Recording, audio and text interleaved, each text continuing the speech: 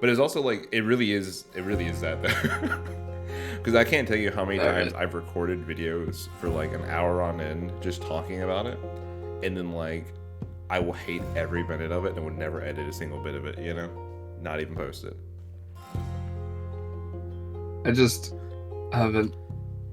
I only do the stream literally just to.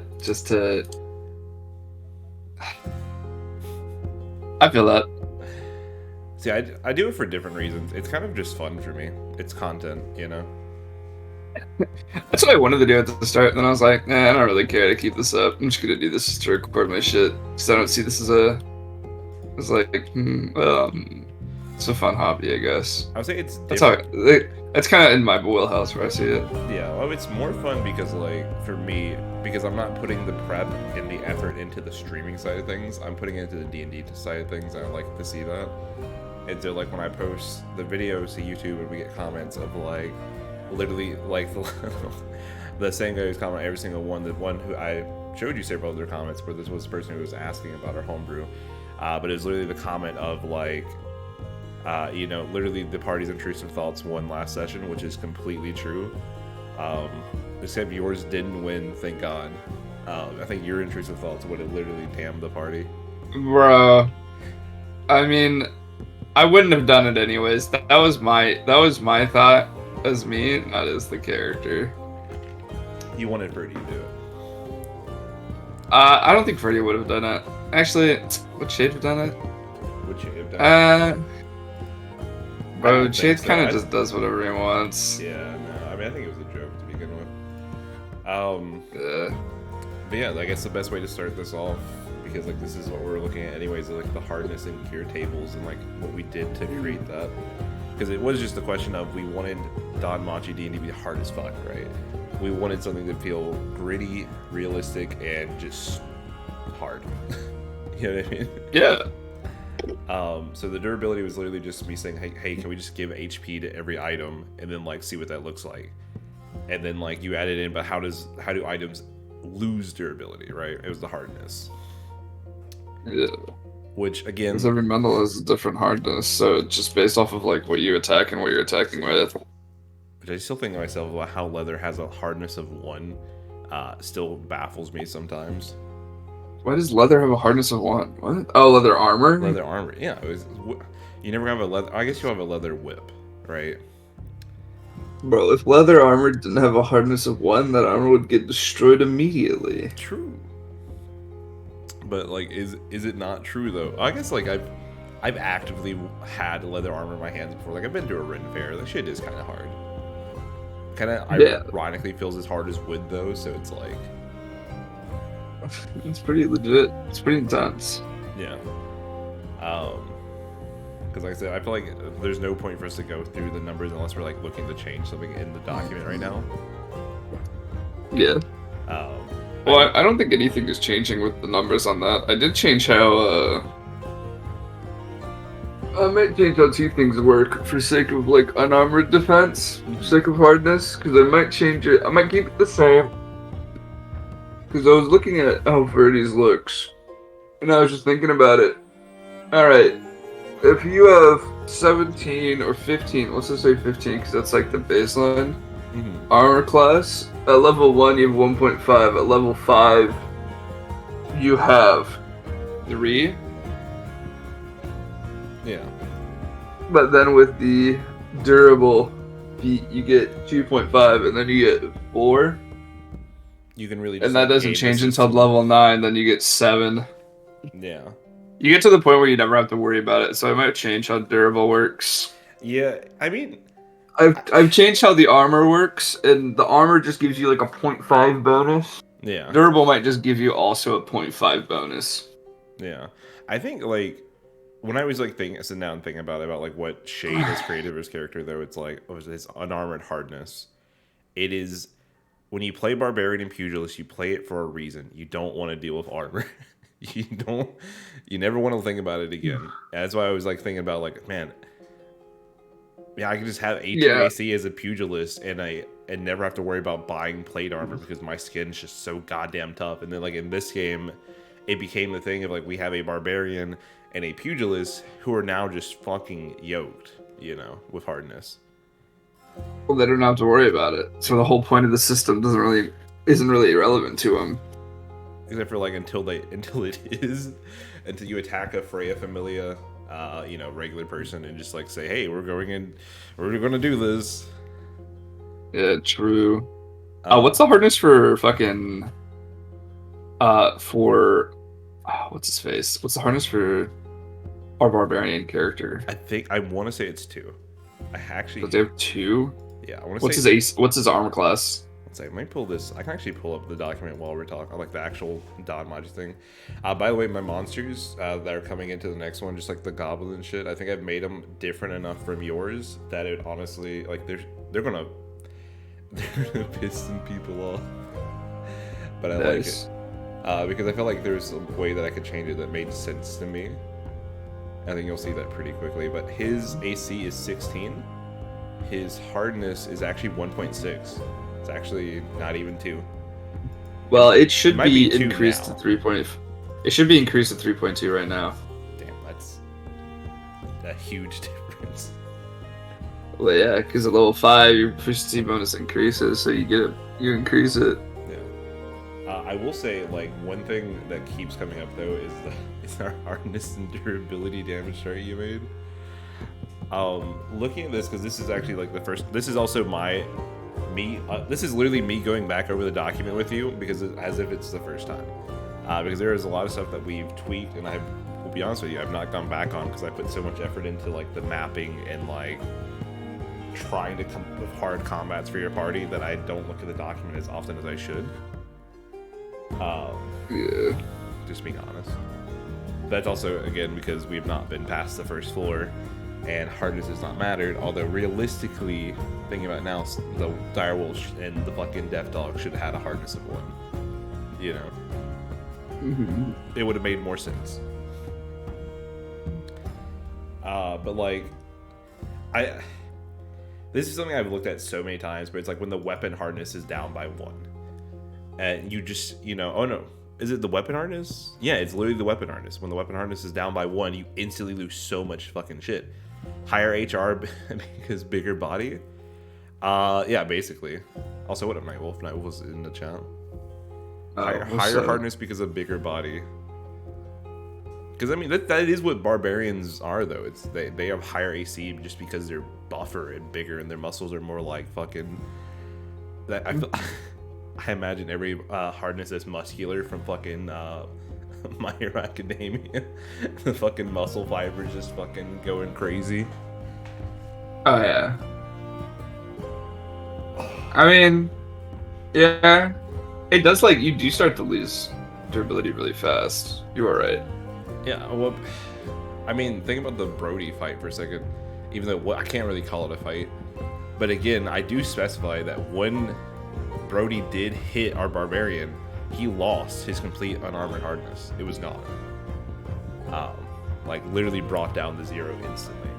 And so it's still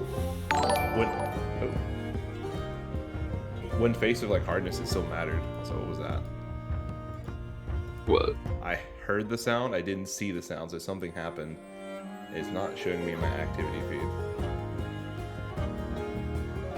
Alright. But anyways, like I was saying though, it was literally that quick. But I also like never looked at like when your weapon is just like, because we've never lost more than 1 hardness to our weapon, right?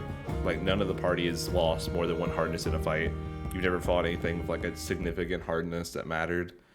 And even when you did, you just fucking magic weaponed it, you know? Plus, Death Dogs and Direwolves just seem stronger types on the floor. It makes sense that they had at least 1 monster type that had higher HR than the rest. I think that's a really... I'm writing that down, Nightwolf, and you just made the dungeon harder for yourself, and I'm not apologizing for that. Because that makes so much goddamn sense that I feel bad that I didn't think about that. Wait, what did you say? That they're like Death Dogs and Dire Wolves just seem like stronger types on the floor, and that every floor should have at least 1 monster type that has a higher HR than the rest of the floor.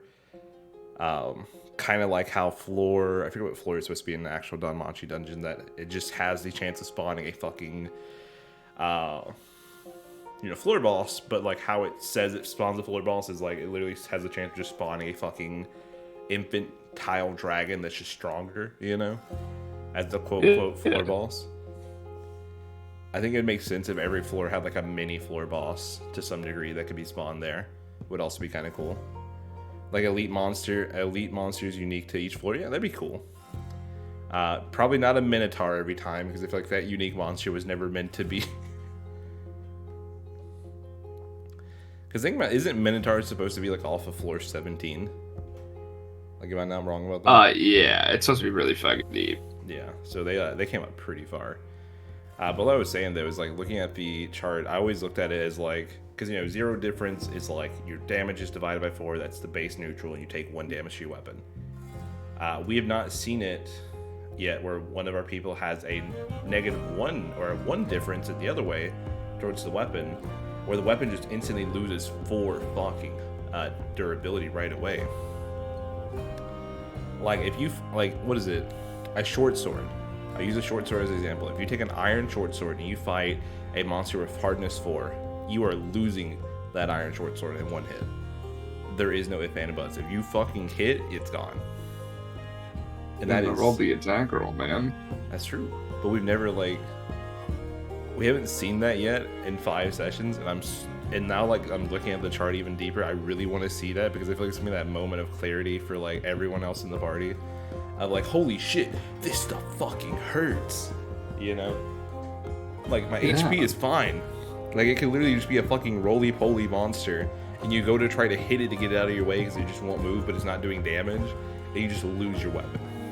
It's gone. Although now that does point out like my the flaw in my dungeon that I was talking to you about, where it's like because you're on floor 1 grinding floor 1 for 5 sessions, you're actively already upgrading your equipment so high that by the time you hit the floor 2 is not going to feel that bad,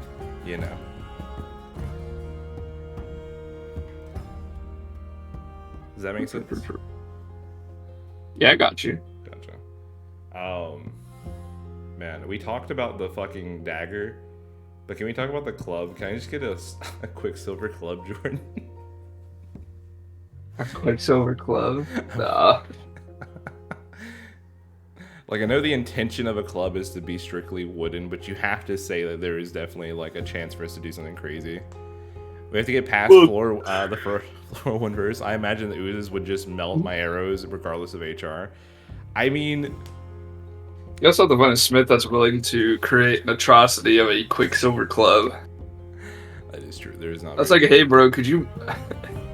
Oh man. Could you put your professionalism aside and make me something really shitty real quick that you will never put your name on, but I will use for like 2 seconds?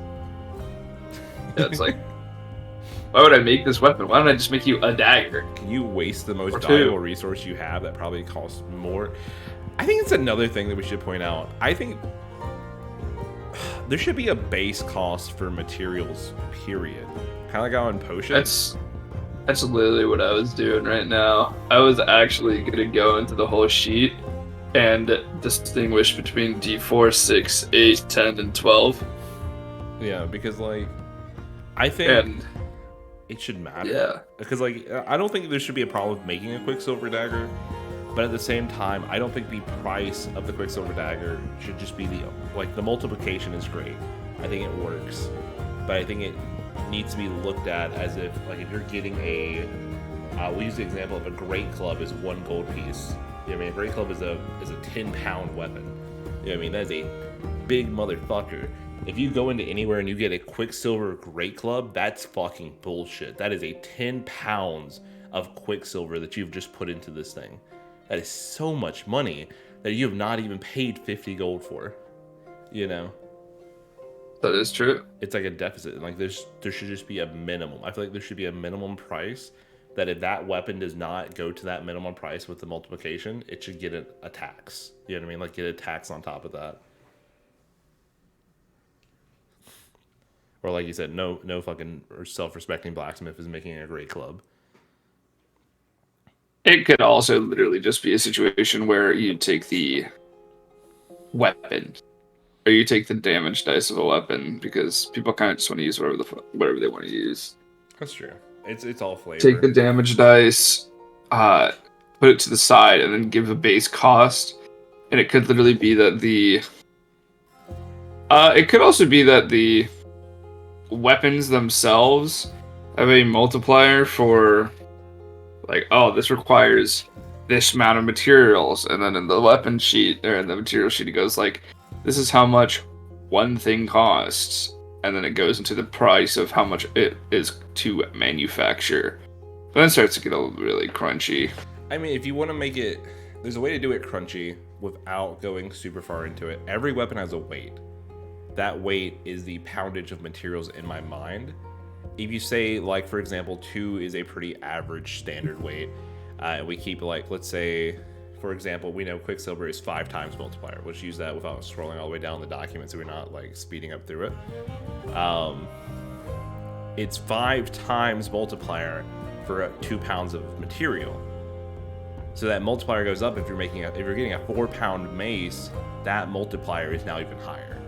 So it makes it more expensive. The problem is with the multiplying by weight is that everything's so varied, it kind of just breaks a little bit. That's fair. And you'd be better off just doing it based off of damage dice and being a little bit meta with it, so that you could make whatever weapon you want to make based off of the damage dice that it is, and just consume the materials for it. For example, a great club, yeah, it's 10 pounds, but all 10 pounds is probably not Quicksilver, you know what I mean? It's probably literally like a rod of wood or iron that is then coated in Quicksilver, or has a Quicksilver-like head. Does that make sense? Yeah, like kind of like how you don't make a silver sword, you coat a sword in silver. Exactly. Like, literally, if you look at the tags for weapons that are in base D&D, there is no such thing as a silver sword. Your sword is just silvered. Exactly. So, doing it by weight would mean kind of making prices a little bit too exorbitant or insane. I agree with that. Thinking about hit dice just makes it really nice and easy. Not to mention, like you said, people are just like making these weapons. Like, you're going to use a sickle over a dagger because you like the sickle better. It's not actually a reasoning, except for obviously piercing versus slashing, because that does matter in this system. Again, something we have not been able to see yet, which is again, while I'm updating the dungeon. These are all the reasons I'm updating the dungeon. I'm just re-justifying this for myself because, like, there are so many aspects I have not been able to play with because of how I've run my dungeon so far, and they're not getting there. Had too many high expectations for my party. I say that, but I also actively started sessions here like, hey, I'm going to kill you. And I've also not, and like those expectations have not been met. I feel like they're not there yet. True. How would that I'm work with slings? Would you be lobbing Quicksilver stones? It'd be the same thing as bows, yeah. You'd be lobbing Quicksilver stones. You'd have Quicksilver like ammunition, is what it would be. I think it'd be literally the same thing as like getting pellets or stuff like that. Like kind of how like if you get a slingshot in real life, you can slingshot gravel, but you can also go to the hobby store and get like metal fucking like ball bearings and just shoot that shit, you know? True. I think it's the same thing. I think you're getting a polished like metal ball of Quicksilver that's like probably mostly iron that's coated in Quicksilver, but like it's still, you know, there. Not. Oh, it's so fucking much though for like if you're using a sling and you fucking coat that shit. I feel like Quicksilver could only be like piercing or slashing them stuff, I'll be completely honest, because it doesn't really make sense how a weapon breaks armor if it's like bludgeoning. I think I would definitely agree with that. I think we should definitely add that to a condition for Quicksilver. Because I feel like there's no fucking way that certain metals can be used in a way, can be refined in a way to make that. Like, I think of like dwarven bronze, for example. I'm just gonna go down to the actual materials for like anyone who's actually watching this back later, so you can actually see, because there's a lot of shit that we do in here that's, God, you added so much more stuff. But like dwarven bronze, which is dwarven bronze still a thing? It is still a thing. I feel like there's no way up dwarven bronze is ever piercing. Does that make sense? I feel like dwarven bronze just sounds like a heavy material that should never be piercing. I don't know. Like think about it this way: like a dwarven bronze spear or halberd or like pike. Yeah, no, I still. Would that be I, that'd be slasher? I still. That would, yeah, you could be slashing. And I feel like I think of that big fucking weapon in Sword Oratorio that like the I wouldn't say cat girl, but like the 2 double sword that she kept on breaking every time. Like that weapon essentially, it's the same thing how a great sword is not fucking slashing. I am sorry. In real life, great swords are fucking bludgeoning. That shit is not sharp. It is not cutting shit. It is breaking your fucking bones. You know what I mean? But that's also like my nerd ass thinking like that's not how this shit works. Oh, True. Sorry, I got my first bot in so long, man. What the fuck, bro? Oh, I love bots, bro. I haven't gotten bots in so long. It's actually crazy. And none of my mods are online. So we're just gonna ignore that. I read the page, so Quicksilver is made to break armor quickly. Quicksilver is made to break armor quickly. It is literally a... What was the reasoning behind Quicksilver breaking it quickly? Because I like when I think of Quicksilver, I do think of like Mercury, which is yeah, like, it's literally the thought process behind it. Okay, I guess it could also like you can go even deeper if you want to go for like a magical sense, where like silver is not a hard metal, but it cuts through like werewolf flesh, like it's fucking butter. You know what I mean? Yeah, I got you. Like, bro, So if you're yelling in the background, dude, my brother's playing Dota. you're fine. I have a friend who plays Dota. That shit is intense. What is Arden Bronze? Is it just your way of... This is off-brand bronze? This is like our adamantine... Yeah, bro, it's budget bronze. Okay. This is the adamantine... I'm literally just adding budget items. I'm just trying to add items in between so that we actually have more variety. If I could make... this is also my nerd ass. Make a suggestion. Because you have Cobalt now. Oh. I like Cobalt. I was literally gonna delete Cobalt. but like, I like Dark and Darker, and Cobalt and fucking Ruby Silver are 2 fucking materials inside there. You know? But like, Cobalt could be a thing, man. It's in there. Well, what kind of weapon? So what are they made out of? Cobalt and Ruby Silver are like 2 like main materials. They are essentially like, they're almost gemstone swords. Is like what I would really consider those. You know? Yeah. It almost... They're better than iron, steel, or are they worse? I would say that durability-wise, they'd have to be worse. They'd have to be worse in my mind. Cobalt probably better durability than Ruby Silver, but I feel like the damage output it gets higher. You know what I mean? I feel like I know we don't modify weight, but I feel like they're also going to be like a lot lighter material too. Would it be more cost effective to make Quicksilver ammunition or Quicksilver melee weapon and repair it before it breaks? I think it'd be better to... It'd honestly just be better to buy 20 Quicksilver bullet or arrows. Yeah, I think I agree with that. I think like from any perspective, because for one, it's a weapon that's meant to be used to wear down someone's armor defense.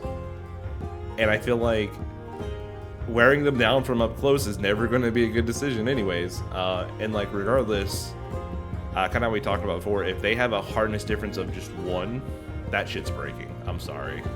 Like, you're not saving your Quicksilver weapon, you know? Yeah, like I imagine you would too. That makes sense. Needing more Quicksilver to repair. That's a good point. I think that's a good thing to know. Is like a lot of like when we talk about smithing repair, we've talked about steel and iron. What does that look like for like actually getting Quicksilver? Like, do you have to go into the dungeon? Because there's no way someone's going to sell you Quicksilver ingots. You know what I mean? That shit's not happening. It's stated that within the dungeon that a lot of common ores actually show up, so you definitely could get it from the dungeon, but when it comes to repairing an item, that's also why I added the repair cost in a bit later, because, bro, if it just costs 1 silver to repair like a high-ranking sword, I'm like, why would you ever worry about coin? What's the point? That's true. I feel like so that's why I added a variance of like a couple gold. Yeah. Yeah, like that's what I feel like quick. Yeah. That'd be kind of also neat to think about. Like, what if, like, once your Quicksilver quote unquote breaks, you just have a one durability iron dagger at that point. That's getting too crunchy in it. This just like a flavor thing for me. But it's also like, that's what I imagine. Like, as it breaks and gets all brittle, it's like the iron just shatters in front of you, and it's like you see nothing but the dullest fucking like carbonized blade. You know. No. God, this also means that, like, neither one of us has broken a weapon, Jordan. We have to break someone's fucking weapon. In neither group 1 or B, you know? 1 or 2, yeah. I don't have the need to break a weapon in my game yet. That's true. You guys haven't fought any monsters that attack your weapons. Yeah, we're going to. Yeah, like, that was the original plan. I had some fucking disgusting, like, hobgoblin riding, fucking direwolf shit planned. That I'm currently tweaking, but the original plan was just to fucking decimate. And I want to do that in a different way. I want to decimate in a completely new way. That's more fun. Man, I'm still like looking at these. God, Quicksilver is now times 10, Jordan. That's so expensive. Get your merch. It was always times 10. Was it? Yeah, it was. It was. Yeah, you're right. Yeah, bruh. I feel like I'm getting gaslit, but it's fine. Gaslighting yourself, dog. Gaslighting myself. I mean, I have it screenshotted for prosperity. I just don't know where. Yeah, I am gaslighting myself, damn. It's funny because you didn't correct me, that's why. Got Ironwood is just a budget variant of Elvenwood. That makes so much sense. I think my favorite part of the system, though, is the weapons and crafting materials. And I think one thing I want to see players do in the system, because this is a world that we both kind of agree that even if both of our games, you know, get to their inevitable close, I don't think this world dies in my mind. I think I keep running this world, if not with a different group, you know what I mean? And keep on expanding on it. I feel like it's too fucking big now. Spent too much time to let it slide. Yeah, like everyone's done One Piece D&D, but only me and you have done Danmachi D&D, right? That's our thing. It's not true. There's been like one other person out there who has like a homebrew document you can go read, and his shit is like, it looks There's like a whole Discord server that literally does Danmachi D&D. Yeah, but it's like, it's also like a different level of crunchy. I wouldn't even call that D&D anymore. I think he crossed the territory where this is now just a new system, and it's his own thing now. You know what I mean? Like, we just adapted and tweaked D&D. He said, you know what? You know the whole leveling system and like dexterity and points like that? That's all gone. It's just Danmachi. It's just Danmachi RP. Then when the durability is 0, it loses the benefit modifier it gives and has another set of durability for the weapon type. I don't think so, Nightwolf. I think that's like, because the entire idea is that it's corrosive, and if it's corrosive enough to fucking destroy armor, I feel like it's corrosive enough to destroy the weapon that it's being coated as well once the durability's gone. That's why, like, whenever you swing that thing and hit something with it, it guarantees to lose at least 1 durability, no matter what. I think that's kind of the entire point. I do think like adding stuff like cobalt ore and ruby silver ore, like gemstones, like large and durable gemstones that are used to make weapons like crystal swords, to me seems like a cool idea, because it gives like jewelers tools more of a use than just focuses. You know what I mean? A very niche use, don't get me wrong, but it adds like a different style of fighting. It literally adds... I mean, when you do, I feel like Jeweler's Tools gives you literally everything under the sun when it comes to focuses, whereas Smithing Tools does that, however, for weapons. I guess that's true. And I kind of like that distinguished. I kind of like that they're two in the same. Yeah, I guess that's true. Well, I mean, to be fair, because then it means you can't just take one kind of focus on it. You kind of have to take multiple things and rely on other people. Yeah, that's how I see it. I still love I like to give... Yeah? Our barbarian has jeweler's tools. How the fuck does the barbarian have jeweler's tools, bro? Because everyone else had the tool of fucking Spectrum Fin. I literally compare it to the Hulk having a glass minifigurine collection, and it's just what it is. You know what I mean? Like, it just is the thing. But yeah, I feel like that was a big discussion. So it is multiplication. Like, we agreed on that. Like, that's what it is going forward. I Are we still arguing that how we do our pricing? mean, I'm still going through it, man. You're gonna have to wait up for me to fix this, because it won't change by the time we actually get into actual gameplay for this week, because everybody's already bought all the items that they're gonna buy. Yeah, it's kind of like, because going into like the next stream, it's like, it's a big one. It's literally the deciding factor of, are we rolling up new characters? You know what I mean? Man, I really fucking hope my guy doesn't die. I But honestly, I definitely can see some characters actually dying. I feel like, again, if I don't kill at least one person, it's gonna be bullshit, you know, on my part. Like, I play for the players. I like to DM for my players and make it fun, but I feel like at the same time I have to kill a bitch now. Like, it's got to go that level. Oh, you're right, man. I definitely think there's definitely going to be some misplays. Glass silver. What does glass silver look like to you? What is glass silver? Oh, you said ruby silver, so I was just like, all right, I'll go ahead and just add something that's a little bit more overall, Like, yeah, sure. over encumbering. And that way, it's like, oh, you can use glass blowers tools. So I meant to ask this. Oh man, Why is where's my glass blade users, dude? For some reason wood, stone, leather, iron, silver, like the chart got repeated, but like not at the very bottom. Like, Oh, I don't know what's going on with this table. I actually very much have no idea what's going on with this table and why it is repeating like that. it's like repeating in such a weird way too. Yeah, tell me about it. It is whack. Okay, so this is where we talk about the more fun thing that I think is cool, and this is like where I actually like a lot, but I feel like we're also not really. I feel like we need more equipment tags. I feel like equipment tags are great. I think one thing we talked about was that, like, unless you, like, same way how you have to identify a magic item, the crafter really shouldn't tell you the quality of said item. Also, you changed high quality to masterwork. Oh, you know what? I was actually literally about to change this. Yeah, I feel like saying masterwork implies that it's the best it can be, and clearly it's not, because superior is right below it and like costs more. Well, equivalent to a masterwork blade. Yeah, I mean, it's All right. I mean, like, we talked about it. It's like, it's funny too, because like as I was designing Otar, that's what like brought my attention to, like, bro, there's already fucking tags in this world, and like superior and again, like the tag like blackened or black are like two tags that are like on fucking everything.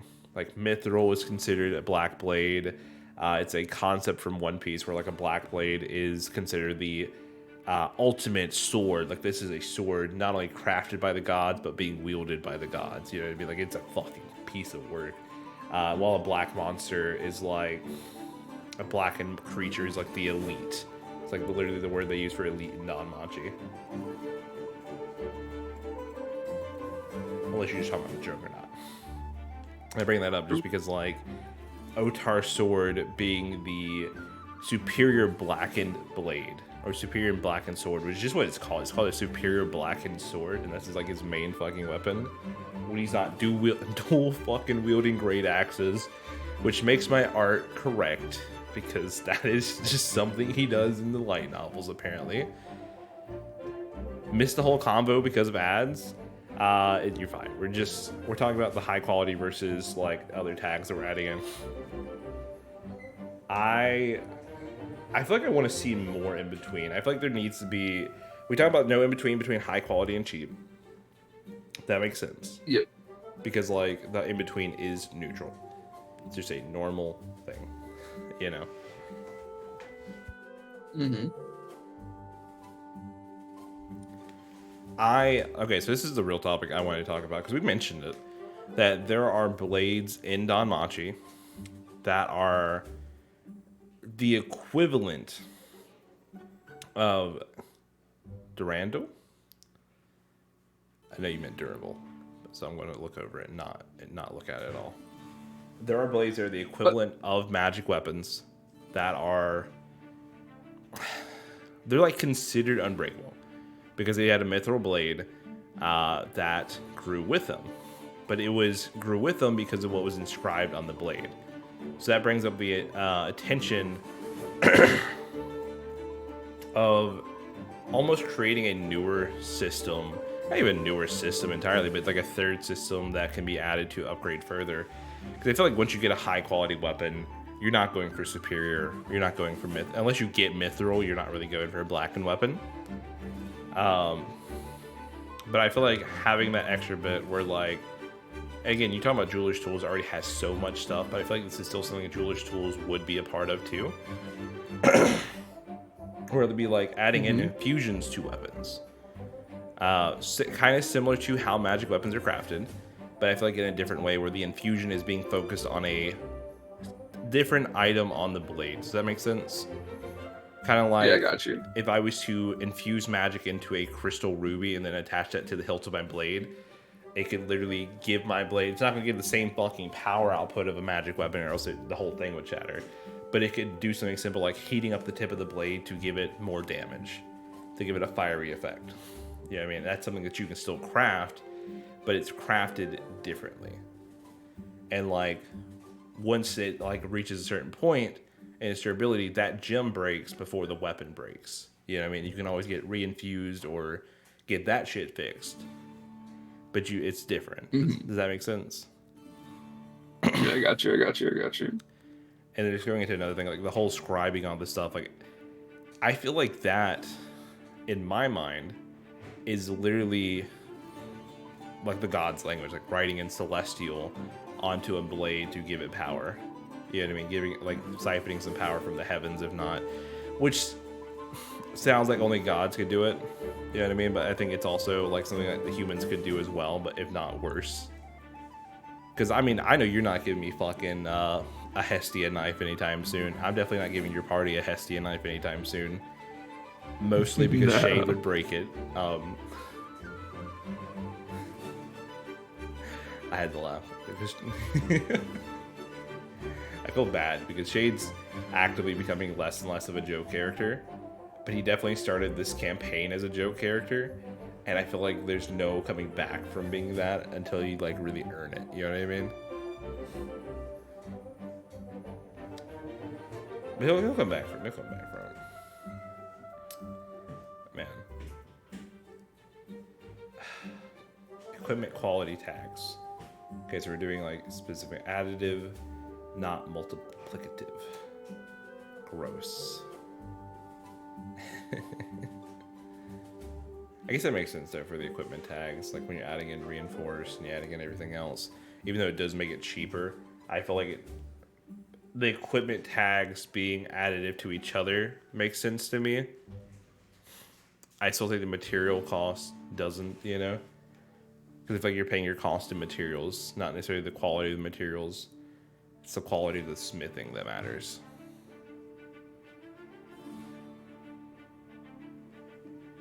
Jordan just writing away.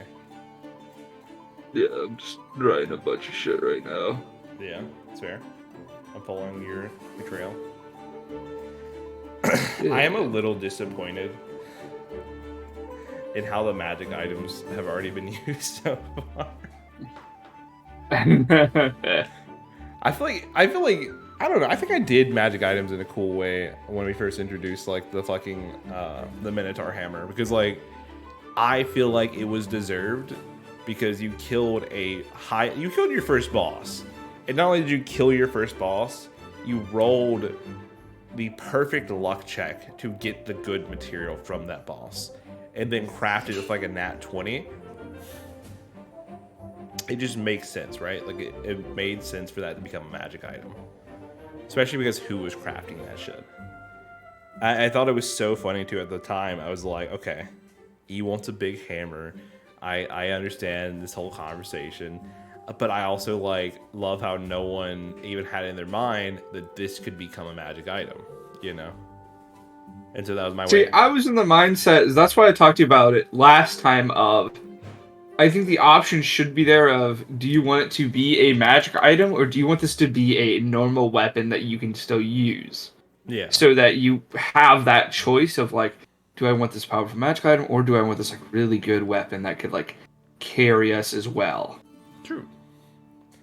I feel like at the moment when I did it, it felt like the right moment to introduce magic items in that way. And like, this is the main way of crafting it, because that was always my intention with the horn to begin with. But it's also one of those things where like, if you've never done it, you're not going to see it. But it's also like exactly how he wrote the system too.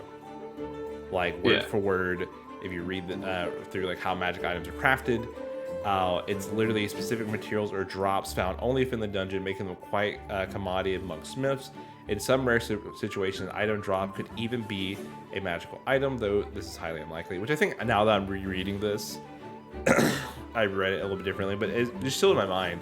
The horn of a minotaur from floor 17 being smelted into a magic item, especially after a boss fight, I feel like as a narrative thing, it felt correct to me. You know what I mean? No. Although that magic item has caused so much fucking trouble already. Yeah. That magic item gave us a reason to fuck around. Without that magic item, it would have been a completely different session 5. Very true. They did it to themselves, man. They did it to themselves. I like it. I think it was a good story. Yeah, I still think session 5 was my favorite story so far. I would have been happy for the duel. I was surprised you brought that up because tradition, like, why would there be a duel in that case? Of like, is that really legal? I think it's like the most unlegal thing for you to do. Yeah, it's kind of like laws are not really a thing. I guess it's just like, let's keep it civil in between us, I guess is the best way to say it. It's like, I feel like if you agreed to a duel and have witnesses who witness this duel from both parties, like in this case, it would have been one of your party members versus Brody. And while Brody had his witness of Virgil and Alice, you had your witnesses of your party. And it could have just been a fun duel of fate. That was like my original idea, just to introduce the duel of fate method. And that was originally what the encounter was supposed to be. But again, like, it was also a fun time, like, as a DM, especially when you're playing a game like this where it's just a bunch of friends from like different groups all coming together doing dumb shit. It's not always how you expect it, especially because this is not a paid session. I know a lot of people in our group are used to paid sessions. This is just here to fuck around, dude. Like, if stuff like this happens, it happens, but I'm still putting in the same effort I would, if not more, than a paid session. So when it happened, it was like, you know, this moment of like, oh yeah, you can just do that. That actually just is a thing. You know what I mean? I was hyping this up. Like, I wanted to introduce these guys. Like, they're going to show a fucking hardness. We're going to finally see this shit going crazy. Because, like, you rolled the rare encounter of a really bad NPC, you know? And I wanted to see it. Faye would not have participated. She would have been a witness. That makes sense. If anyone would have participated, I would not have expected Mark. I think Ferdy would have wanted to, but I think Diana probably would have kicked his ass. And I think I stand by that. I think Jordan would have popped in. Like, he's in the call right now talking to me, but I feel like I'm just going to answer for him. Like, I feel like he would have been the one popping in if it went as planned. It did not. No. But it's funny. I think what happened was better because I got to literally have the moment of like, let me bust out my fucking acting chops for a second and really get into the character of these gods and see like what are the consequences of this shit. Because it's also a weird thing as a DM. We're in a city permanently, and frankly a city that doesn't really have laws. Like, this is a very lawless society, but it's also because it's a very religious society. I think there's a lot of places like that where like the gods are law, whatever the gods say goes. But when everyone follows a different god and you can physically talk to your god and have a yes or no answer, it kind of skews the lines. Like, even with the guild and Uranus, and all that shit. It's like they can only do so much because they have to be neutral. Gods have to be able to fix shit themselves. And it's kind of like where I came with the idea of like duels are the only legal way, quote unquote, where all the gods agree that if you have a man-to-man fight and both parties agree, there is familiars are not involved. Win or lose, you got your shit kicked, kid. You know what I mean? And I feel like that's what it should be, because like that's what war games are. War games are literally the gods settling disputes, you know, in a, granted, a lot of times fucking uneven, but like still fair competition. The same way, like if you challenge a dude with bigger muscles than you, it's still fucking fair if you're just a scrawny dude because you asked for it, you know? Nah. To be fair, I mean, if you ask for it, you get fucking got, dude. You get clapped. It's just how it is. damn, Nightwolf actually just challenged me, bro. He said, to be fair, if Faye dies, you would be the first DM to succeed in killing a character I created myself.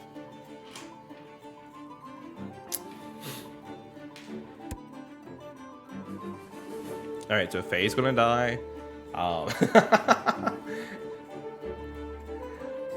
Man, it's bad. Like, you don't pick favorite children to, like, who survives. And frankly, at the moment,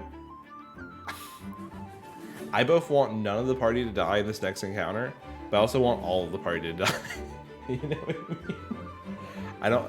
I think the only person I don't want to see die next session is Orb. I think Orb's the only one.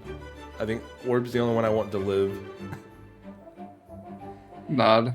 Not counting agree. pre-made DM characters for one-shots. That's true. I also killed your one-shot character, so. But he was meant to die. Man, there's just so much shit we haven't got to use yet. Like channeling trinkets and all like the magic items. Like this is so, it's such a weird, because like you've been a DM for a long time. You know what I mean? There are how many sessions have you gone about introducing a magic item to your game? Like a, I think it was session like 40. The group finally got a bag of holding. and that's like their first magic item ever. That's like the fourth. Well, that's what I'm saying. Like, it's just a magic item general, because like there's a lot of shit still. I don't like alright, this is a hot take from me. I don't like to give players magic items because I've played a lot of D&D games where the only reason people play those games is because they get magic items and can fuck around with them. But in reality, they kind of just kid themselves because they're riding on the dopamine of just like, oh, I got a cool magic item. Like, bro, dude, this session was great. But in reality, it kind of was just pretty mid and or trash. And the only thing that raised it up to that, like, oh, this is great, is because that last moment where you introduce a magic item. And it's like, that's why I don't like to give out magic items. I'd rather the story be interesting rather than just like fucking giving out magic items. See, Except for when it actually is warranted or matters. I don't think that's a hot take in my opinion, because like I'm not gonna say the session. I actually fucking hate DMs. I hate it when DMs give out too many magic items with no reason for doing so other than just to do so if the players didn't work for it, unless the game is literally like, hey, let's roll some magic out, let's roll some random things on a loot chart for the end of this dungeon. Yeah. Man, I have been on the bad end of that spectrum. I think literally misfail when I try to run my witch campaign is like the idea of a high magic campaign where magic items were prevalent. It's because it's like, as a DM, I wanted to play with that shit, but it became so saturated with that shit that they didn't fucking matter. And it was like no one used the cool magic items that I gave them. I was like, bro, this is a fucking club that can put people to sleep and makes the sleep spell good. This is Dream Eater from Pokemon the Stick, and you don't want to use it. And it's like, okay. Yeah. But then like at the same... in One Piece game, it's been how many sessions? And the only magic items you guys have are literally the starting ones. I don't even think you guys are gonna get magic items in that game. I don't even think I literally haven't even thought of a magic item for that game to this point. Because the system is, yo, let's get cool devil fruit powers, or let's get hockey, dude. Yeah. It's like, why do I need to give magic items to supplement something that you're already gonna get anyways? Yeah, no, I feel like in that system, it's so much more fun to not get magic items. I was like, I love my magic items. Don't take that shit away from me. You know what I mean? Like, they're so cool, but they're cool for a different reason. You know what I mean? I feel like once we get to the point where we're getting sea prism shit and everything else like that, it's like off tangent from what we were talking about for Danmachi. But it's like, unless you consider Devil Fruit a magic item, that's true. But like, it's that's a what I'm power saying, like, system that everyone has access to. That's what I'm saying. Like, if a Devil Fruit is a magic item, it's like you earned it, or you somehow came upon it by pure chance and luck, or you did something cunning enough to have accidentally sneaked one away. For example, for what Gold did is he immediately went like, I'm going to go to the captain's area, and I'm going to sneak something away from this dude. And I'm like, all right, I'm going to roll on the side, and I'm like, oh, all right, dude, I guess Gold gets it. And then what I rolled on the side too of like, all right, dude, you guys killed Zesty, the fucking pirate. There's the only 2 Devil Fruits you guys were going to be even able to find. It's like one is just completely around him, the other one is just already there. Which is funny too, because like I should have known as a player that like DM is trying to take this away from us. This is probably shit, and he doesn't want us to have it because it's not the fun one. And I still ate it, and I'm not mad about it. But I feel like that's a system that's different because, like, if flaming swords are cooler when everyone has flaming swords, like, lightsabers are sick because everyone has lightsabers. It's like, I don't want to go to a gunfight where everyone's fighting with bow and arrows. That's fucking lame. You know what I mean? It's something different. It's almost like more human. I think we talked about, like, fighting humans is different from fighting monsters. You know what I mean? I think fighting monsters is boring, man. I don't want to fight demons or devils or like zombies or skeletons, bro. People are the fun enemies. As we're talking about, because you know how they think. They think like you. Yeah, they have. Also, if we're playing, it's a little different for our dungeon scenario because it's literally the whole point of the game of like, yeah, let's roll initiative and let's hit shit. Yeah, it's controlled combat. Like we, as in the players have more control over the combat than me as a DM have control over it. I think that's different. But like humans are scarier when they're actually strong because it's like you have the same intelligence as me. We can talk this shit out, but instead we're going fucking balls to the wall and like shit's happening. Like decisions in the fight matter so fucking much because like, hey, I killed this girl's brother. No, she's not gonna join my pirate crew. No, she's not gonna calm down. You know what I mean? But like I was pointing this out, like there are so many items in our system that we just don't like. No one's used the monster lore yet. It's 15 gold pieces. Like no one's even tried to. I know where you get this shit. I have it planned out. Like I have the shop ready for it, but like we've never like looked into that. And it's like that's what I was kind of bringing up. It's like magic items are there, but like, and I was gonna put up an anecdote of like. There was, like you said, like when DMs like give you like just a bunch of magic. It was such a great session. There was definitely a game that I left that you may or may not have been in. I'm not going to say yes or no because this is a recorded thing. It's on record. But it's actually the entire session was a 3-hour let's just divide loot, and we got magic items, and like everyone was like, "This is a great session." I'm like, "But y'all already had like so many magic items." And like I was like, man, like yeah, we're powerful, but no one likes to fight. But we're powerful, but no one's gonna fight. But we're so strong, but we're never gonna fight. So, like, are they cool, man? I'd rather skills. I think skills are fucking dope, and like it's something I still want to do because this is literally a fucking world and universe where you can get random skills for achieving certain tasks. And I almost want to add in a secret thing that I would never put on the document because I don't want this shit to even matter like that. But something I'm just saying because this is literally 2 DMs talking about the session. That's what this entire stream is supposed to be, and the video people are watching it back. It's literally, I want to come up with something where you do like hidden achievements, unique scenarios. You did this thing, and you earned something. It is not a fucking magic item. It is a skill that is ingrained in your body that you now have to train up. You know what I mean? It starts off shit, gets good. You know what I mean? Because like, I like the idea of items that grow with you as a player, like the Hestia knife, but at the same time I don't. You know what I mean? I think if anything, I would love to have from the actual show Danmachi Is it wrong to try to pick girls in dungeon? Is the Argonaut skill. I think that is a super cool skill. Although every time I hear the bells, it's like, we get it. His name is Bell. It's a pun. Stop ringing them. Bro, it's not even what it's supposed to be. It's supposed to be like the bells at a cemetery, bro, to wake people up from the dead, because you're about to be. But I know that. That's how I thought about it. But I also actively just see the pun in it. Monsters come to you while humans... I never see the pun. I'm just like, yeah, dude, kill shit, dude. Kick his ass. Dude, playing because I put this out. Monsters come to you while humans stay out of range and attack. I feel like that's something I was going to talk about. This is like also what I'm going to get into a bit of like homebrew that I've kind of changed to. I think the way goblins are in D&D right now, like I get that they're good for overwhelming, like they're still dangerous in large balls.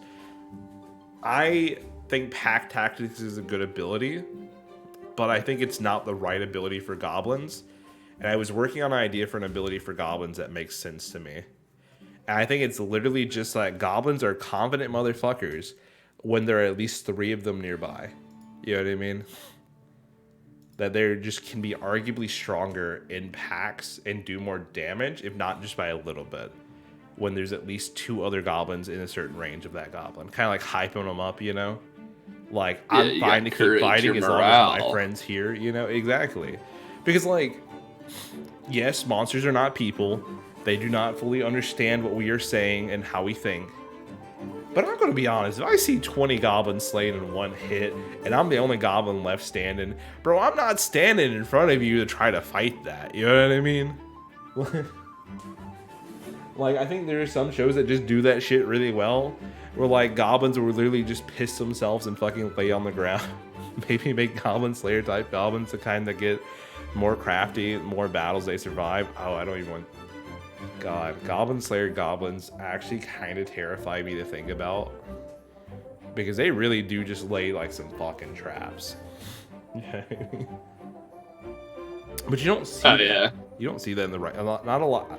I, as a DM, have not done it well with goblins in the past, where like they lay traps, and they're not good traps, but they are good traps. You know what I mean? Like, there was literally a fucking... This is kind of a spoiler. I'm not gonna... It's Goblin Slayer. Like, if you're gonna watch it, you're gonna watch it. There was a trap in X episode, where I'm not gonna say the episode, where it's literally like, it's set up to look just like a perfect human trap. You know what I mean? Like, it's a proper door wire and like all this kind of well thought out.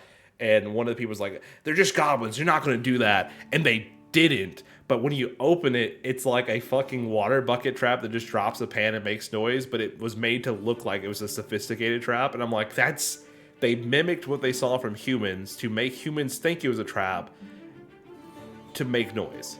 But it's like a double trap. And I'm like, that's kind of smart, but dumb. And it's like, that's what I kind of like. Maybe for goblins on deeper floors. So Nightwolf, TLDR, I am changing how my goblins work entirely. And how a lot of my monsters work. I'm changing a lot about that shit. I've been influenced by Jordan. He's ruined my... I'm joking. But I'm also like trying to find a way to make new shit.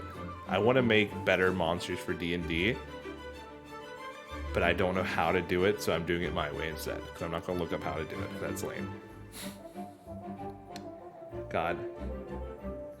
It's a real travesty that we don't own a crystal lantern. We have a bunch of people with like 10 torches. Like, you could just get rid of all of these torches and just get one crystal lantern, and you'd be so much better. You know what I mean? Let's see for ASC for the hobgoblin smile. That's just base hobgoblins. That's literally base hobgoblins. I fucking thought I changed the goblin AC, by the way. Goblin's AC is just 15. It is just that high normally. That is a base goblin. Apparently because goblins... You sure about that? Yeah. No, I literally pulled it straight from Foundry, from the Monster Encyclopedia. And like, apparently base goblins and hobgoblins AC is 18 and 15. And that's just straight regular 5e. Like, I'm gonna prove my point. Yep, right here. So this is D&D Beyond. See, make sure we can see. You're tripping, dog. You're tripping. I literally just looked up D&D Beyond. I'm trying to, let me pop this right here. Okay, so D&D Beyond, you have to bear with it just a little bit. It's not an easy way for me to, I can just do this. Nope, that did not work. That broke the stream. Damn it. But D&D Beyond, AC 15, hit points 7. I don't even know what I changed on the original Goblin, and I don't think I changed anything when I actually fucked with the Goblin other than their art. Goblin's AC is just 15. It includes the armor that they wear. It does. It does. They also they are considered to use tools. So on the base stat block, they're considered to have leather armor, shields, and scimitars. That is what they do on their stat block. I probably deleted those from mine then. Yeah.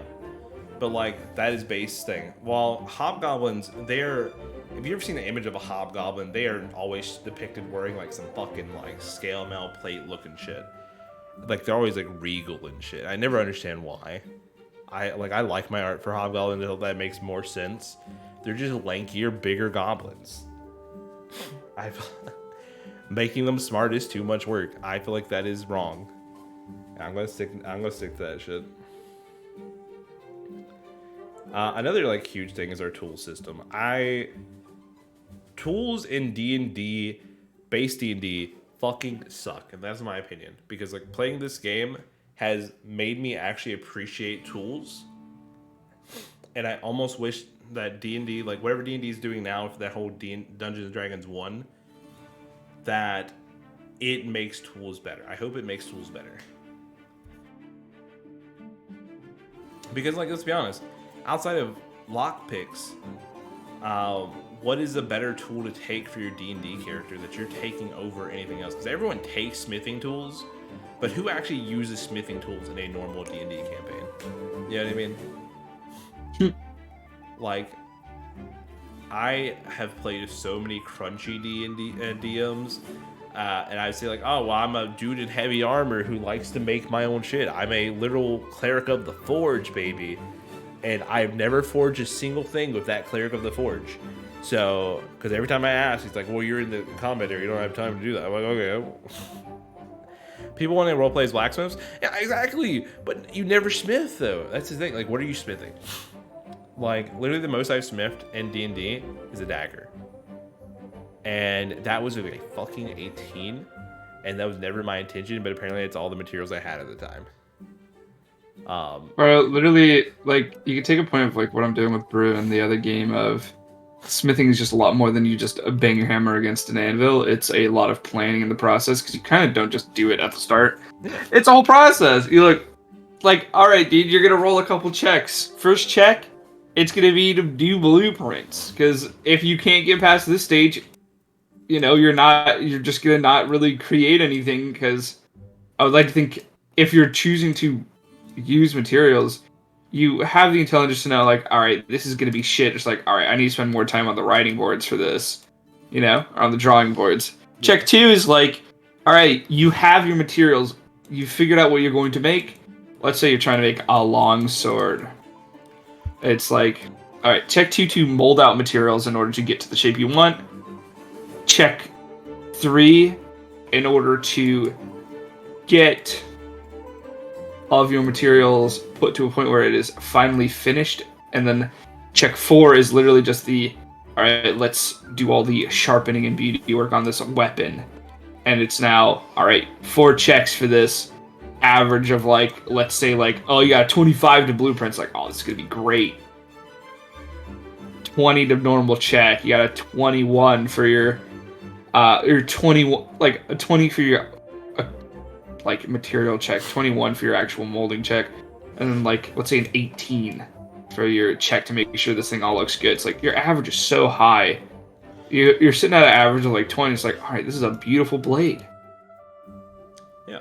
And there's also multiple points where you can roll higher to almost get more successes than normal to go oh, this is not just a normal blade, this is a masterwork high quality blade, or yeah, this blade seems like you didn't really use as much materials as you actually needed to, so you saved some.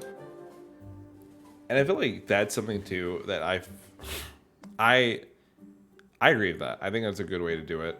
I think my point in my statement earlier, which is that like I like how we redesign the tools, but I think how I've done tools in group 1 is not how I want to do tools going forward, because I do like the whole planning phase. I feel like my mind at the time was like, well, you've been in Forge, you wear leather armor, you know what that shit looks like. But I'm gonna be honest, I know what a t-shirt looks like, and I can sew, but goddamn it, if you put me in front of a sewing machine right now and tell me to make a t-shirt without any blueprints, any plans, or any like kind of thought process in it, you're not getting a t-shirt, you're getting a bag.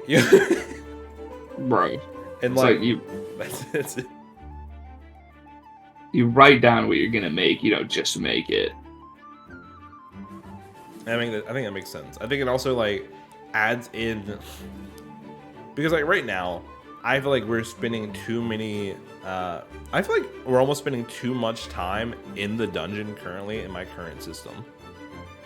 I stand by that. I think that's a true statement, because because you have to, because y'all have not made floor 2, and that's why I'm changing certain things. But I feel like at the same time, like looking at downtime, I feel like downtime matters. I will also say, Niall, I'm going to call you out on this, because you do a lot of thought process into your planning for your crafts in D&D, but a lot of that thought process is a bunch of question making, and I think that this kind of system would honestly benefit how you craft of other things too, because it makes sense. Because like whatever you're doing, you plan it out and all that other stuff, especially for this system where we have like tags. Like if you're in the planning phase, you get a 4 and you want to keep going. If you get a 4, you just fail. But if you get like a 10, and you're just like the basics of what you need to get to the next phase, and then like you just keep rolling these average rolls, you're getting like a cheap tagged blade. You know what I mean? Like you're not. This was a rough fucking thing. Like it could almost be said that a goblin could have crafted it better. But like, it's fun. But my point being is like outside of those tools though, in regular D&D, you don't see them used a lot. Like they don't matter. You know what I mean? This is the best way to put it. A lot of things in D&D do not matter for most DMs, because either players don't want to focus on it, or it's just that like when they'll focus on it sometimes. You know what I mean? And I'm guilty of that too. Like I'm definitely guilty of that, where sometimes I'll look over things and I'll accidentally ignore that both as a player and a DM, But now, like, I feel like outside of, like, this system goes as far to make Weaver's tools do something. You know what I mean? And I think that's cool. I think that makes sense. Jordan changing health potions?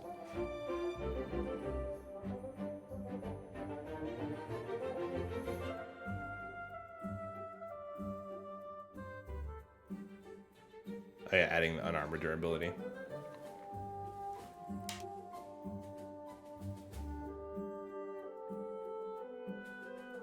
I like spit something out real quick. Sorry about that. Yeah, I have not actually looked over all the brews and like what they do. I just know they do things. Man. Alright, we're gonna get back to that in a second. Jesus Christ, my brain is like already dying. Real quick, just trying to think of certain things that I was gonna say. I don't know what it is about watching your cursor go across it, the thing there, but it like just changed my entire mindset. Like I lose my train of thought. Yeah. Understandable. It's just all kind of gone. I do think Hobgoblin's ears making mana potions may change just because of like I said, I'm changing how creatures work. That's another thing. Okay, that's what I was gonna bring up. Crafting items is important. I think because we have a static map in my game, we haven't done it in your game either. I think we have not done a lot of searching the dungeon. There's a lot of perception for monsters. There's no perception or investigation for like, are there any ores nearby that we can grab while we're here? You know what I mean? Are there any plants or like any kind of thing growing on this floor of the dungeon? You know what I mean? Those kind of questions are not coming up. And it's something I wanted to like to kind of bring up, because like I think I haven't explicitly said it, but I think it's something I want to say like going forward is like, bro, you're a smith. Like you know where iron ore comes from, you know? Like I would say like between floors 1 to 5, it makes sense if you can find like small deposits of basic iron ore. Does that make sense? but I feel like they require that investigation check to find those things. And I feel like that requires time within the dungeon. Granted, time is never your friend inside of a dungeon. But I think it's also like, that's the point. Like we've talked about supporters, what do you call it? We've talked about supporters helping in the collection of gems, right? So then we haven't like talked about is the idea, because then, like I said, supporters do more than just collect gems in the dungeon. They help distract monsters, but at the same time, they can also be that helping hand to mine ore, you know what I mean, while you're protecting them. Because like mining ore is a long process; it's not a fast process. You know what I mean? Especially if you want to get a good bit of it. So it would make sense that like Alice, for example, she could go into a mining state where she's trying to get as much ore for you as possible. And then like while you're protecting, does that make sense? I agree with that. Yeah. But I think it Because then it means like, oh shit, we can take multiple supports. Like, all right, you watch our back, you do this, and then you do this, and then you do this, and it means that when we go in, we're not just going in for one thing. We're going for a bunch of shit to get at the end of it. Exactly. Like there is a lot of stuff to go for, and I think it's also like it's almost noted in how overlooked it is in our games because like we've never stopped, and no one's ever done an investigation on the area. I mean, we just take the maps at face value, and I get it. A lot of DMs who use a bunch of maps like this, we take it at face value anyways. It makes sense. I mean, because there's a map for every floor, there's a map for every shop you go to. A lot of it is face value, but I feel like there's a lot of stuff that like digging in the dirt, you know, you may not know what iron ore looks like. You know what I mean? You could find just like rare shit with a good luck roll. You know what I mean? And that kind of brings up something too, is our supporters. Because that's something different. You know what I mean? There are mercenaries in D&D, right? But outside like power gamers who like grab mercenaries to do a bunch of like really dumb shit and like people talk about those kind of combos on the internet, I've never heard of anyone actually hiring a mercenary before.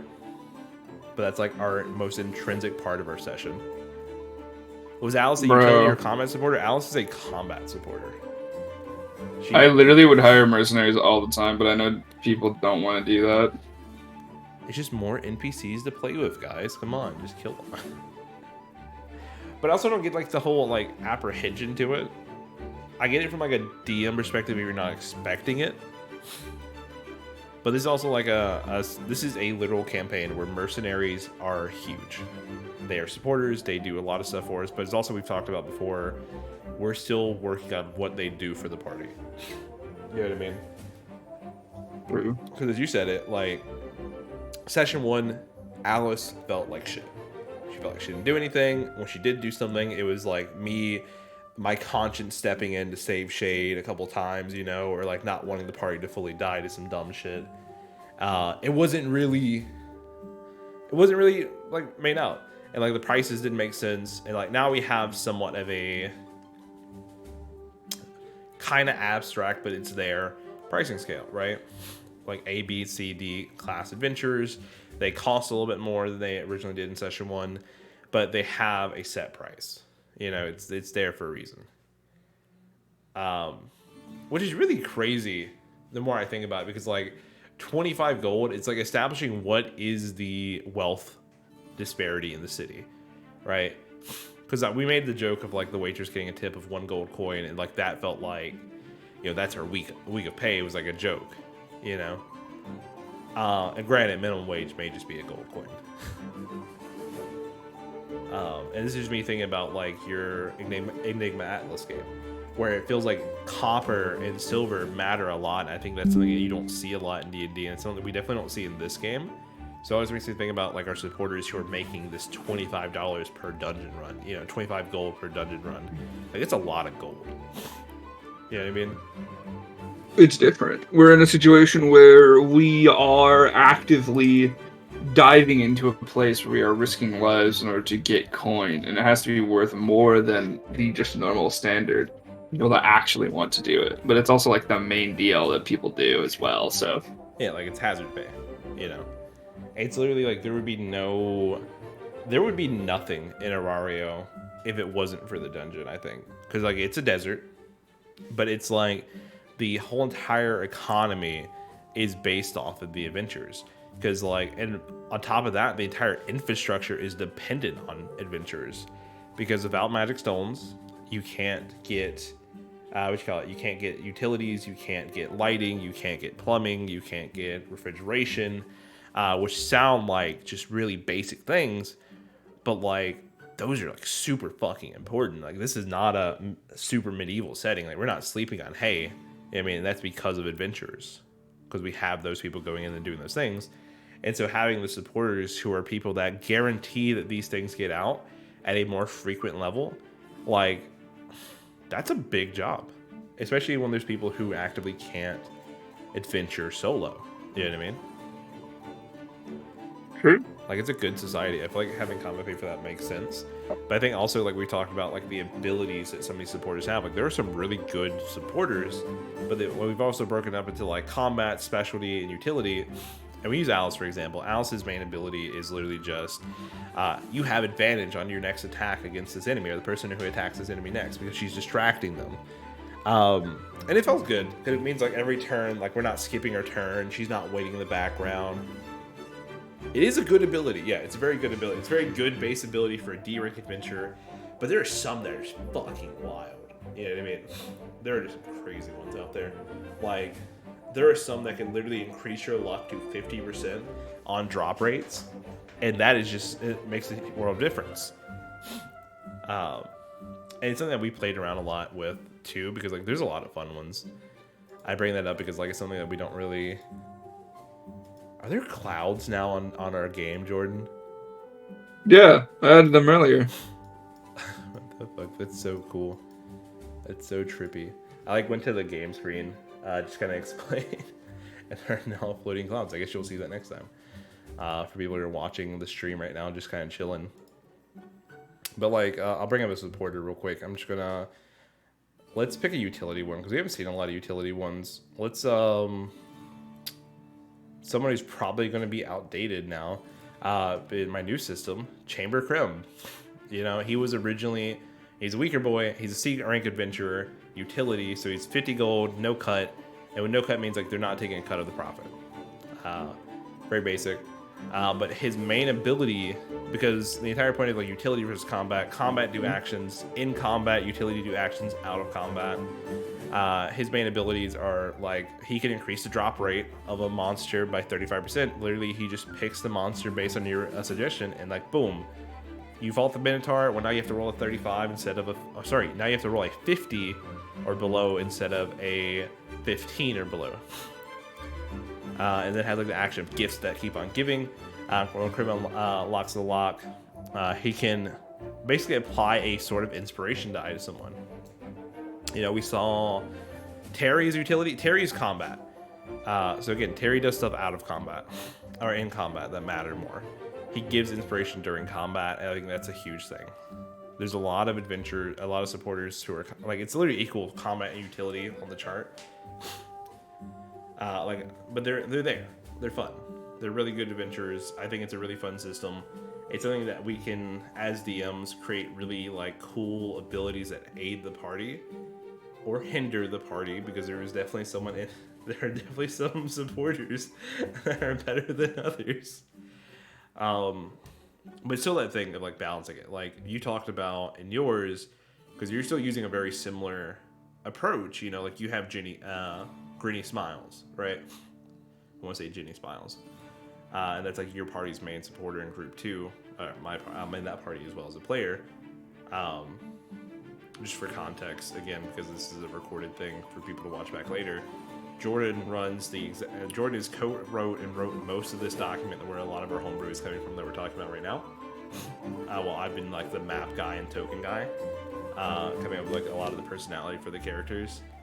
A huge thing was like when the supporters got broken up into the combat utility was like that was your main idea. I remember you said like Grinny felt very bad in the first session. Do you still feel like that after the second session? Oh, I feel like Grinny did great. Okay. Because like I remember you mentioning that it's just like it felt like she didn't do very much at all.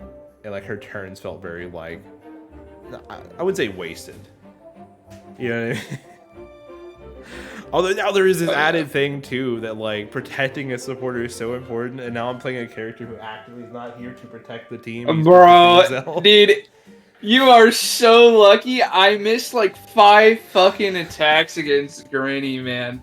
And the fact that they had temporary hit points because she was about to just drop after that first attack. You are actually so lucky. Because that could have been so bad, people being so upset with you for saying, like, you know what, dude, fuck the supporter, I'm gonna bounce. But I think that's also great because it also shows, like, there's, like, different types of people in the dungeon of, like, people who do things in order to help, but also people things are like, I'm gonna choose myself over this other person right now. Yeah. I think it's also, like, it changes, like, the perspective, too, because, like, in my mind and in my character's mind, like, because I play in character a lot, it's the concept of, like, I am doing this because this is the only way that I'll be able to save the entirety of the party, right? Like, I am no good to the party if I'm not moving. You know what I mean? Because if I take all 4 of those hits, I'm going down. And I think it comes back to the strategy, too, because, like, this is also where I'm going to, like, have a nice little tangent after this of, like, positioning matters a lot in the dungeon because you never know how you're going to end up. We were able to, in your side, we use a lot of self checks and perception checks to get a lot of jumps on the enemies. You know, we get a lot of surprise rounds because I am an assassin rogue and that's like what I want to do. But there is still a fucking fight where that did not happen, and then like the group's main idea was like, hey, we're going to ball up in this like group, which on paper is fine, right?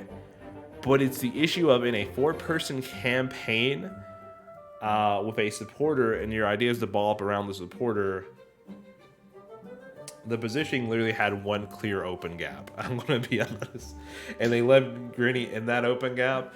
It was never good positioning, which is where my tangent comes in. What are your opinions on flanking? Because you use a lot of static maps and a lot of maps that you put a lot of effort into. So, like, that's my question to you. What is your opinion on flanking as a rule?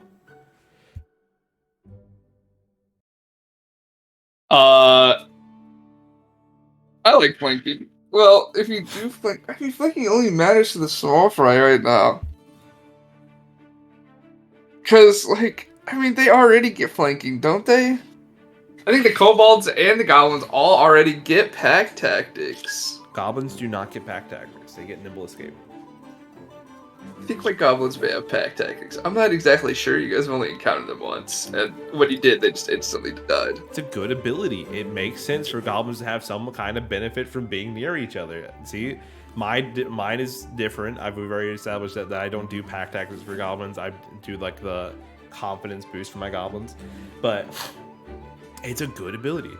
But flanking to me is like it was introduction to me through actually one of Drew's games through our player who plays Mark, because he is a prolific DM in like the real life space, you know, and like the flanking rules are something I've never played with, but they matter, and like I think it's one of those rules that's easily exploited, but also it makes sense. You know, in my mind, because if you're playing on a tactical map, you're not in a theater of the mind perspective, and your DM's putting effort into the map and actually focusing on moving the enemy characters, which again, something I also struggle with sometimes. I think that's when flanking is great. You know what I mean? Because it makes it to where the party is not, for example, staying in the first door and just staying there the entire time and just shooting arrows. Which is still hard to combat, but it gives a reward for people who move their characters more. The downside obviously being disengage rules being what they are and attack of opportunities going through. But shooting arrows is fun. And yeah, that's a good point. Some evil adventurers in the dungeon do use their supporters as live bait if things do go wrong. I think people just do that in general. I think people are just assholes. Especially in this world, because you can get away with being an asshole so fucking easily.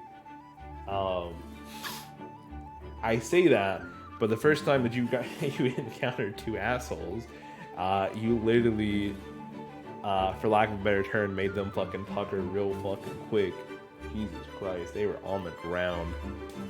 Like, how dare you be rude to our friend Insta-dead. It's so funny. Mason was an asshole in the last session to Terry. Mason was such a dick to Terry. But it was so funny.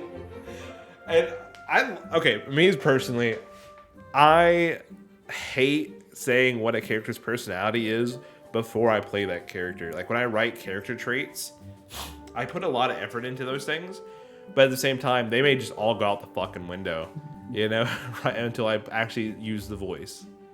Terry was that character. Terry was meant to be like a very jolly and happy-go-lucky dude who's just like here for the dungeon. Like, he was supposed to be that Californian accent. He was not that in the slightest. He was, oh, Rick, oh. But I think it's because I like improv. It's something that I have like years and years in film and theater experience, and I think improv is so fucking fun. Even if I'm bad at it sometimes, I like off the cuff shit. And so like when a character brings that energy, I want to reward that by giving them that energy back, you know? And I feel like Mason came up to Terry. He was ready for the fucking bully tactic. He rolled good. Yeah, no, Terry was a fucking wimp at that point, dude. Maybe what happened to Terry actually like was for the better. You know, maybe Terry's reputation now being fucking dirt now is better for him, because I don't think he's got what it takes to be a supporter. It's such a funny. Terry is such a funny character. I hope y'all hire Terry again. You know what I mean?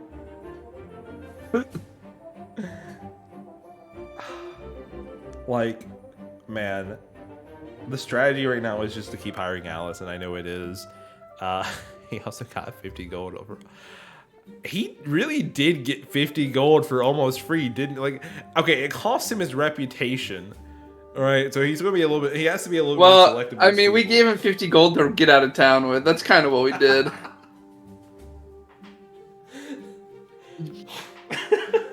I mean, not wrong.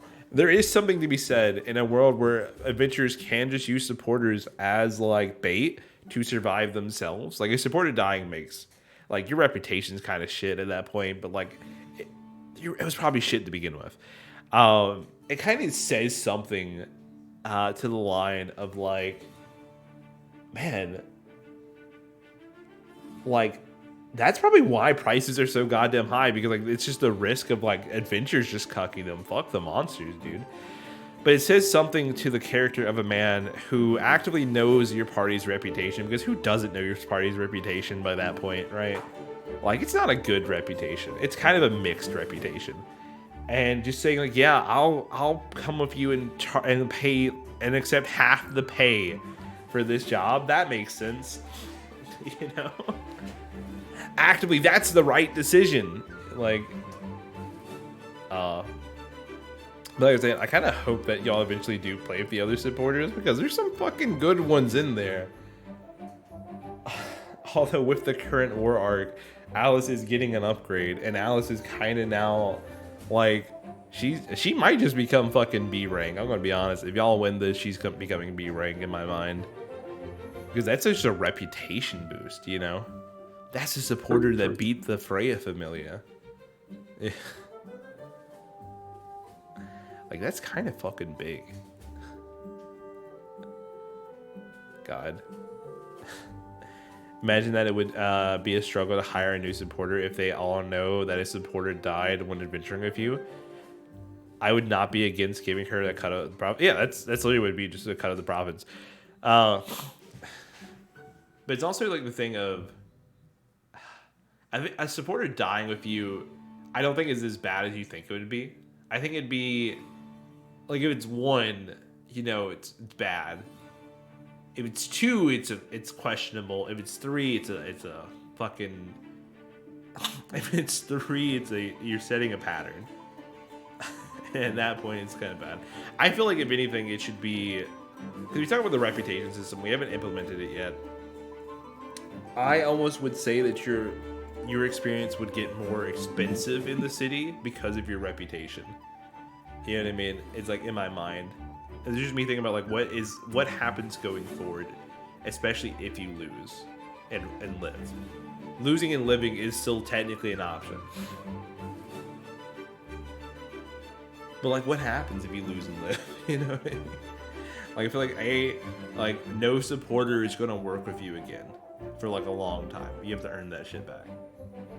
I feel like businesses will like have a harder time trusting you because of your current character. It's literally character assassination at that point. Man. I feel like nothing changes with the guild. I feel like the guild gives you still the same profits if you are allowed to come back in and do your shit, you know? But it'd be so hard to get into another family, though, because you lost to the Freya Familia. You got humiliated by the Freya Familia, so if you do get kicked out of your gods, I don't know what the next step is, man. Maybe we bring in Hestia for real, you know? That's sad to think about.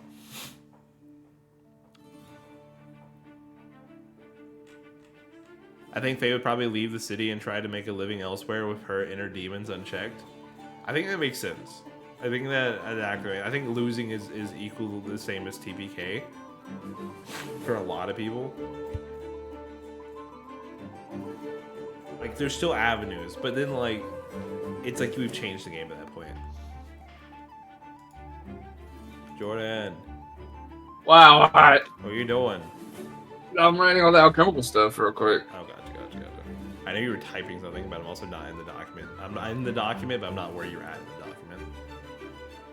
Oh, you're good.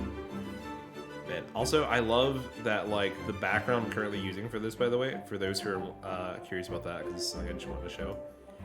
It is literally just a sword in the sand with the Zeus Familia logo.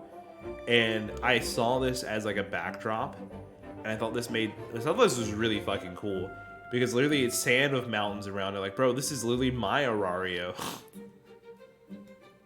Hell yeah, dude. God.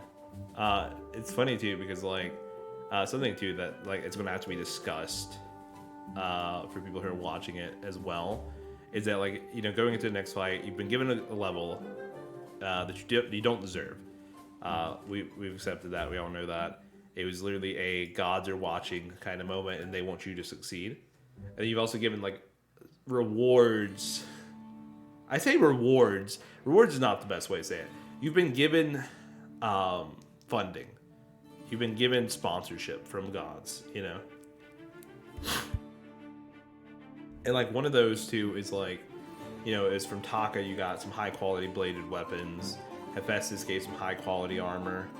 Miok gave some potions. Dionysus gave some gold. Dia gave some decent food quality rations and gave y'all some bonuses. Artemis gave y'all some arrows. And, like, an unknown benefactor gave you a magic sword.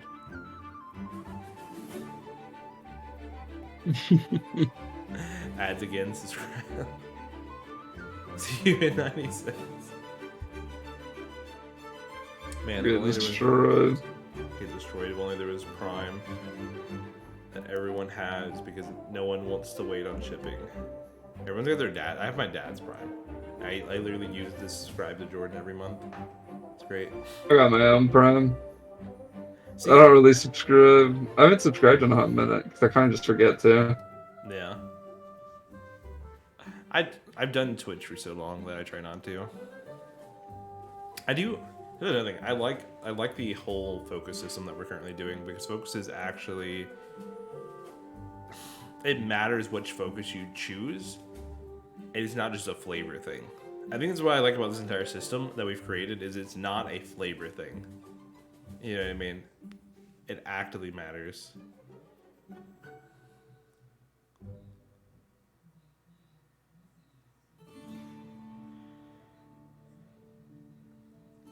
Me too. I like that. I like that we're here for it, honestly. I'm gonna finish this for the alchemicals part real quick, because I got asked by a toucan because he's a nerd ass.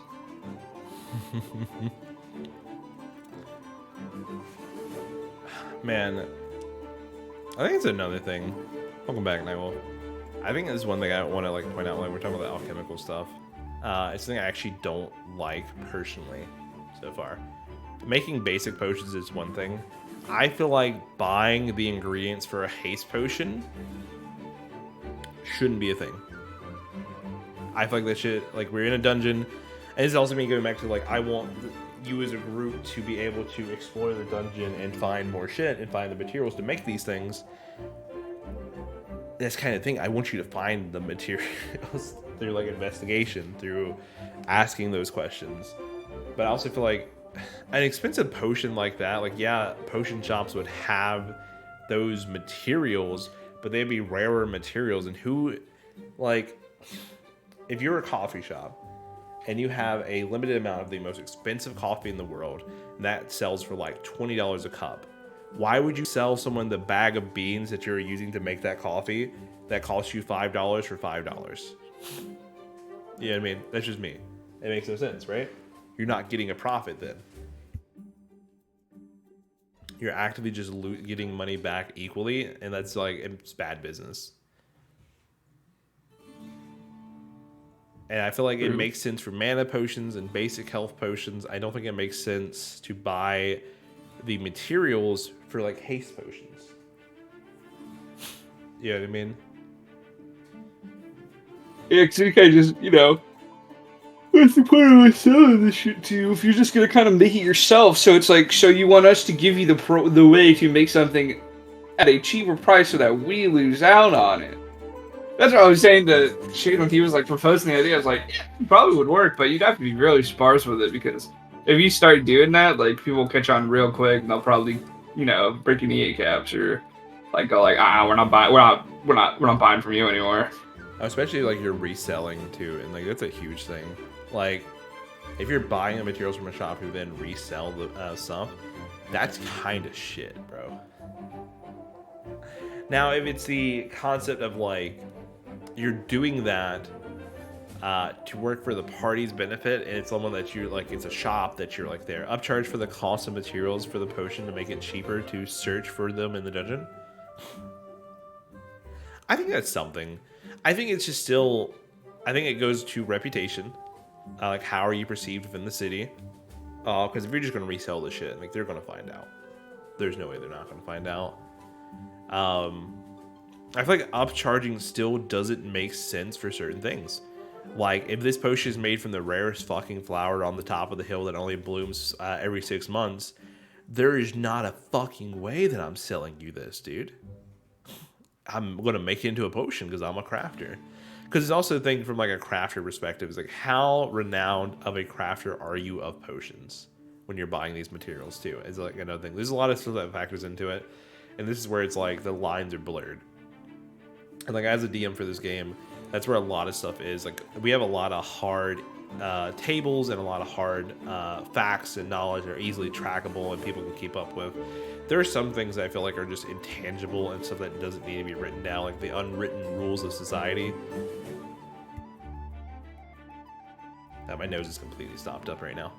I feel like some of the unwritten rules of society is just like straight up, if you are known to be a shit crafter and you've never made a good potion in my life, and you are actively just trying to resell the shit for a profit, and you come into my establishment where I sell and make potions that are of good quality and try to buy my rare ingredients, because that's the only place you're going to find rare ingredients is at a good potion shop.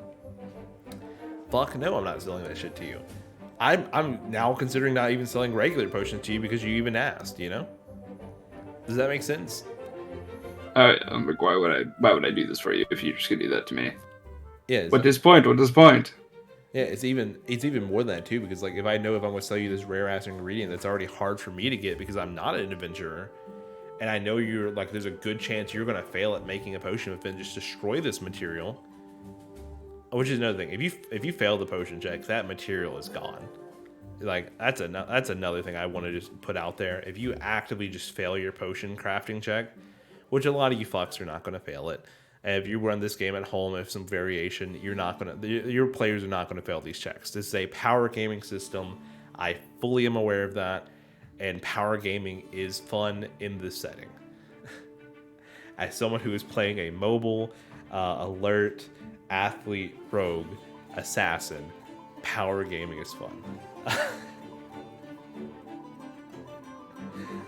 I'm laughing at that just because it's funny to me.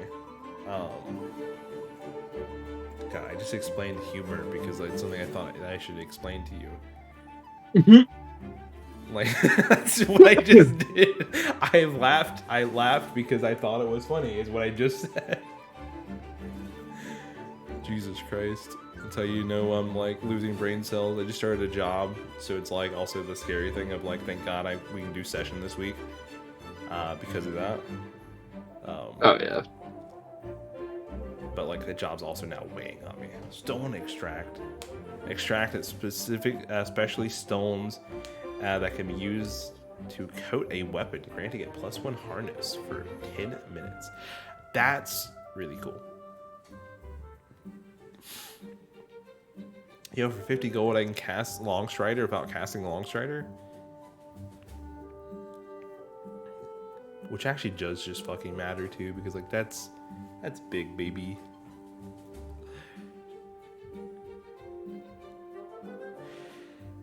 I think another thing too, while we're just continuously like bringing up every like thing, because this is just the homebrew like grand scheme video like that I'm gonna probably chop up into like explain different categories and stuff. Yeah. What is it? Resistances and how we do them in this setting. Because a lot of monsters are high CR because they have magic resistance. Mm-hmm. And we've already established in this world we don't like we have magic items, but we don't have magic items. You know, everything is crafted, nothing is found. It's rarely that you're gonna find a super magic item, you know? Because also the thing, like, there are no holy swords, but there are holy swords. There are no magic items, but there are magic items. You know, +1 swords are not magic. They're just weapons. They're just better crafted weapons. What TLDR, way better concept in my brain. Because honestly, when I hear I have a +1 sword as a magic item, it sounds great. But it honestly sounds like this should not be a bunch of hoopla for this. It's just a +1 sword. And it sounds like I'm being ungrateful to DMs who give +1 swords. They're cool, but I feel like as a crafter, I should be able to craft +1 swords, and they just shouldn't be magic items, you know. Personally, and I think that's why I like this setting a lot, because we don't do magic items the same way, which means our monsters' resistances are different. They don't. I think we've established monsters are not going to resist magic unless in like rare circumstances. Like if we ever put a fucking mithril golem in front of you or an adamantite golem, yeah, they're resisting magic, you know? But also, fuck you if you have to fight that. You're dead. Anyways. But like, it also changed, like that's the entire reason why we have an entire weapon chart, why we have entire like weapon categories, because it matters what resistances monsters have, and it benefits players who ask the questions of like, hey, what type of monsters lurk on this floor? What's good against them? And then they prepare for that. And that's what this session is. It's a bunch of trial and error, preparing and going back and forth into the dungeon. That's what this game is. So like, for example, early that we've seen so far, and it's something that we're going to see more as like we go into the next sessions, because again, dungeon's changing. The way we're doing it is getting more, it's changing, but it's not changing. It's getting better, in my opinion. So we'll see more variants of monsters and more variants of resistances. But there's also like weaknesses too to add into that. So like skeletons, for example, is the most basic one. They are susceptible to bludgeoning. So people with bludgeoning weapons do double the fucking damage to them. Granted, we started at level 3, so we're going to do enough damage to kill a skeleton anyways. But that's kind of the point, is that there are then monsters who just outright resist certain types of damage from weapons. Like, for example, there is no universe in my mind where you are fighting a stone golem and a slashing weapon is going to do anything to that. You know what I mean? It's going to be like either resistant to it or just completely immune to it, depending on how strong the stone. You know what I mean? All right. It's like, bro, you're just gonna get fucking clapped. Yep.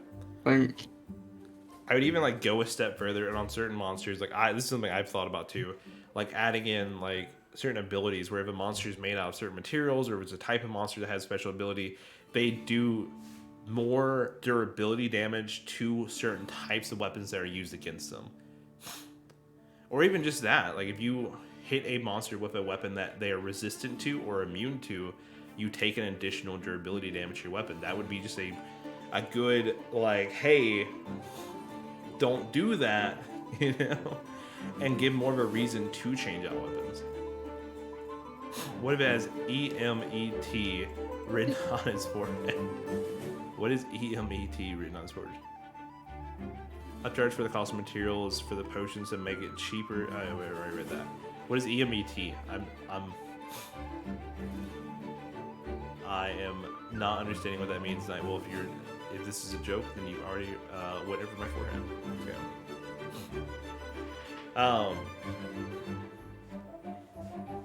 But yeah, so it changes how things work. And I think I like that. I think I like that we're not just defaulting to everything having magic resistance and then having +1 items be the answer to that. Because I really fucking do not like that. I really like crunchy D&D. Crunchy D&D is fun. Yeah, I mean, there's some times when it's not fun. Like for example, we have a One Piece game that we play with Jordan he streams on Thursdays just for playback that you can always watch if you want to see that game. It's fun. That is a game that is not a crunchy game because it's a system where we have a lot of freedom to do certain things, you know? Like, you could literally say, hey, I want to create candy fucking gliders, and with a good con save, you can do that because it rewards creativity. This is a system that I think rewards being prepared. Golem lore is that if you remove the E, it spells met, which translates to another language as a death. Oh, I actually do gotta check my posture because I was sitting pretty fucking poorly. It was the only method to kill a golem. What is that from? That's interesting. Yeah, I've heard that before. I don't know where exactly it's from either. Oh, Hebrew lore? Okay, that's probably where I heard it. Okay. I had to do a huge deep dive into Hebrew lore for a lot of the shit I'm doing for some other games. But no, like, but yeah, I think that's like a huge thing though, because like magic is, it's also weird because like magic is prevalent, but I think it's also where we get into the thing that if something resists magic, I think it doesn't resist magic, it resists types of magic. Because at the same time, a magic caster should have the ability to get around that. You know what I mean? Although if it resists magic, you're fucked anyways. But there is going to be that. You know? Also, this is egg on my face, but like the magic weapon that I gave you, the hammer of the Minotaur, I did not apply a hardness value to it. Just make them take a sword, GG, easy. No, see, I just break that sword, easy. I don't know. The system's easy. The homebrew that we put into it's very simple. It literally boils down to, instead of magic, we have materials. Items break. Everything breaks eventually. And you got to upkeep that shit with tools. Everything is either harder or less hard than other things, and it does more damage to different materials. Like obsidian, probably really hard, you know? Which, damn, now that I've said obsidian, I feel like obsidian glass would also be another material that we could use. But regardless, it's just kind of, it's a cool system. It's a cool way to think of it. I don't think there's something that, like, because I know people are asking, like, what kind of homebrew we use for this game. Because Danmachi is fun. There's some things that we adapted from it. We took a lot of stuff from Danmachi when we were adapting, because it's a very fucking good show. It's a very well-layered show and light novel series. Because they do a lot of things well. Yeah, I mean, they focus on things in such a way that makes sense. Other thing, because this is where a core thing about it is, dungeon loot and how we do dungeon loot and how well that looks like. Because in Danmachi, monsters, when they die, they drop stones or they drop other items that have value. Now, this is already kind of a debate between me and Jordan anyways, because different monsters have different values. He does it by CR value. So he has his own multiplication thing where it is like for a CR 1/8, it's 25 copper pieces. For a CR 1, it's 10 gold pieces. And so our system is very similar. This is our original system that we used in session 1. It's kind of shit. Because it's very much so you were never, because of how I did session 1, you were never going to get gold enough to make it through that. It'd be interesting to make an obsidian weapon where you roll a die like a d6 and it breaks immediately if you roll a 1. That would be kind of cool. It takes like double damage, but it like does more damage because it's like obsidian glass is really fucking sharp. But now like I'm doing it by weight, which is like basically something that I still have very much control over, but whatever weight I apply to a stone, it multiplies that, just adds a 0. It's literally what it is. So like CR 1/8, because CR is a meta concept in our game, because that's another thing that we do a lot in this game, is that meta concepts like class, CR, even like AC and stuff like that, that is actually just this meta concept that everyone in the world knows, which, Jesus Christ, it makes a world of difference when you're doing RP and asking questions in RP when you don't have to use, where you're not punished for asking the direct questions of the meta questions, you know what I mean? It's like you can metagame this system and it's not, and we're not going to look at you like you're crazy, only if you get that information from the game itself. You know what I mean? Because the game offers you the meta information to use.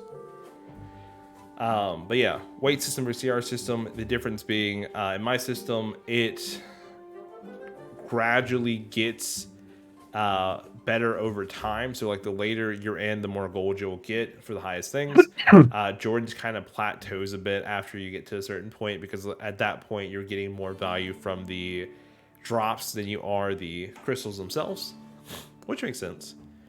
I still kind of stand by mine, especially now that we have the information that we do, which is that these crystals are being used to power Aurario. You know what I mean? Because like the weight of the crystal, granted, again, it's a meta concept value of like that weight is subjective to the CR and what number we put on that, so it doesn't really change anything. But it's also like my justification being like, hey, the bigger crystal gives more power and makes life easier for people, and that's what they really want. The loot drops, while being rare and super shiny and cool, are just better ways to farm these crystals. You know what I mean? So I stand by that. But they're both cool systems. We're both still testing them out. But that's how we do it. When a monster is killed, they drop a stone. We roll a D100. If it's below 15%, then you get a special item. And that item is usually predetermined by me about what that looks like, what it is, and what it's used for. And it can either be used to craft armor, magic items, regular items that can be used for potions, crafting, brewing. Although if you brew with some of these items, they'll look at you funny. But they can be used for a lot of things.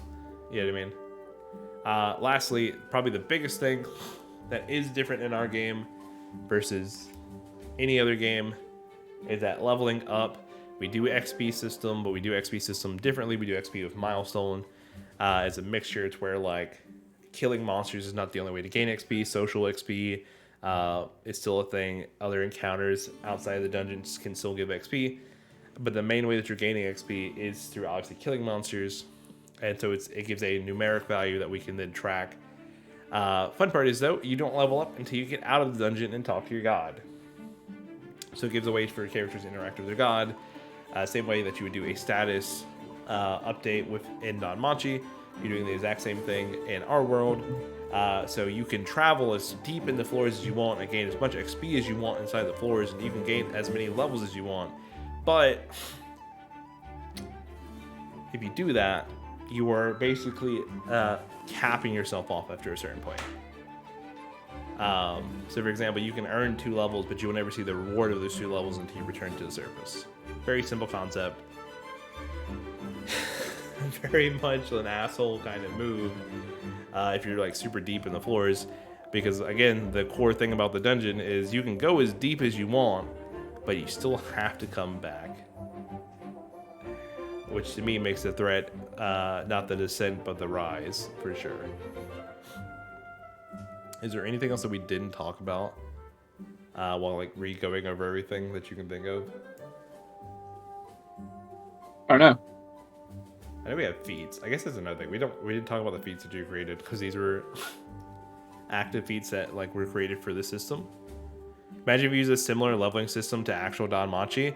Bro, so that's what we were talking about before. There's a guy who actually does that for his stuff. Danmachi leveling system where? There's an actual homebrew document in a Discord system that plays Danmachi D&D, but they change all these stats to match Danmachi, and then they literally reset the level every time they level up. So they play it just like Danmachi. It sounds brutal in my mind. I never want to do it.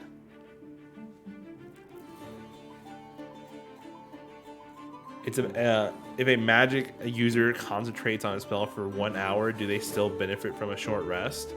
No, because the entire point is like concentrating is not light activity. It actually specifies that you cannot rest while concentrating. If I'm not mistaken. Yeah, no, you cannot get the benefit of a rest while using passive without trace.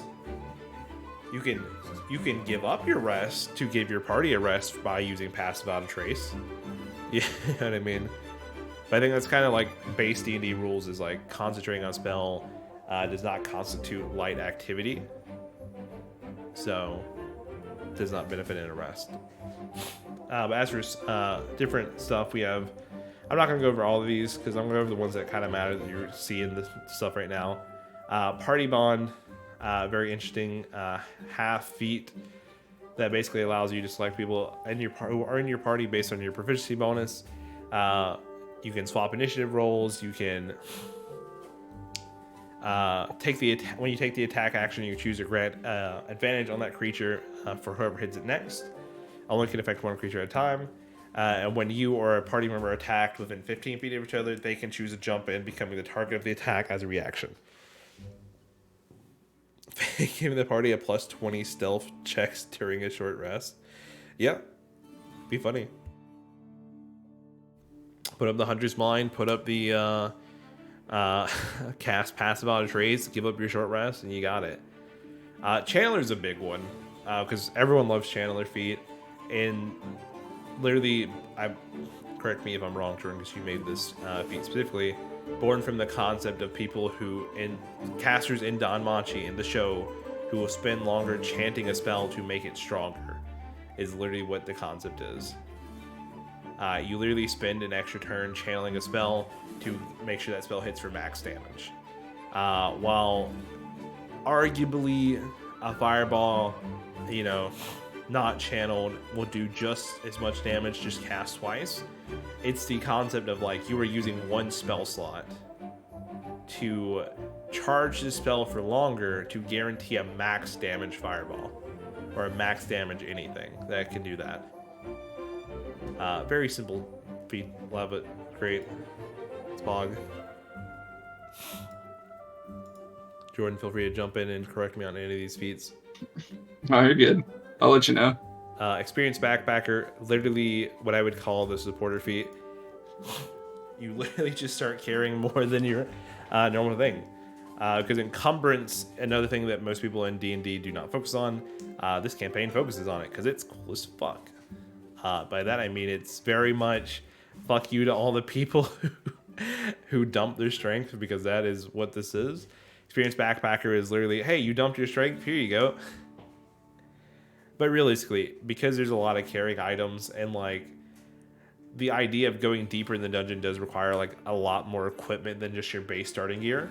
Because again, your base starting gear should have broken by the time you're going super deep in the dungeon. This kind of gives you a way to be that party pack meal. Because one thing that you're not going to get in this game, you are never going to get a bag of holding. Because bag of holding breaks the system. It's worthless in my opinion. Because honestly, it's kind of like when you play Matt Mercer Gunslinger and then you take the gunner feat. Why did you do that? You just don't want to reload, but that's the entire point of the class. Same thing here. The entire point of the game is to have those hardships and to overcome them with good planning and good skill. So why would you ever want to ignore that? Backpacker is a way to essentially, you lose a feat. I say you lose a feat. you put this over another feat to literally become that stronger character who can carry the stuff for your party, and that kind of helps you plan ahead with it. Sorry, I'm just having a blowout. Specialized craftsman, literally choosing an artisan's tool. You can specialize and proficient in these tools are now treated as these tools now when used as considered expertise. Basically, expertise in a tool that you want to become proficient in. You attempt to mend equipment, specialize. You reroll every 1 or 2 on the D4, so you guarantee that you're going to improve the equipment better. You're always going to be a better crafter. And when crafting with this specific tool set, your crafting time is reduced by half, meaning the duration during a short rest, you can repair 2 objects. Yes, Jordan, please fix the grammar. Thank you. Along with the ability score corresponding to the tool of choice. This is one of those things that I think is still pretty loose because there's a lot of tools that will say like you can roll certain tools with different rolls than the original intended roll. Mostly because it makes sense, you know. Some things you can do because you're just dexterous with your hands. Some things you can do because you're really intelligent. And you're like planning that shit out very well. Destined Hero. This is literally, as simply as I can put it, this is a better lucky feat. Because literally you add a D6 to your attack roll based on the amount of hero points you have, which is corresponding to your proficiency bonus.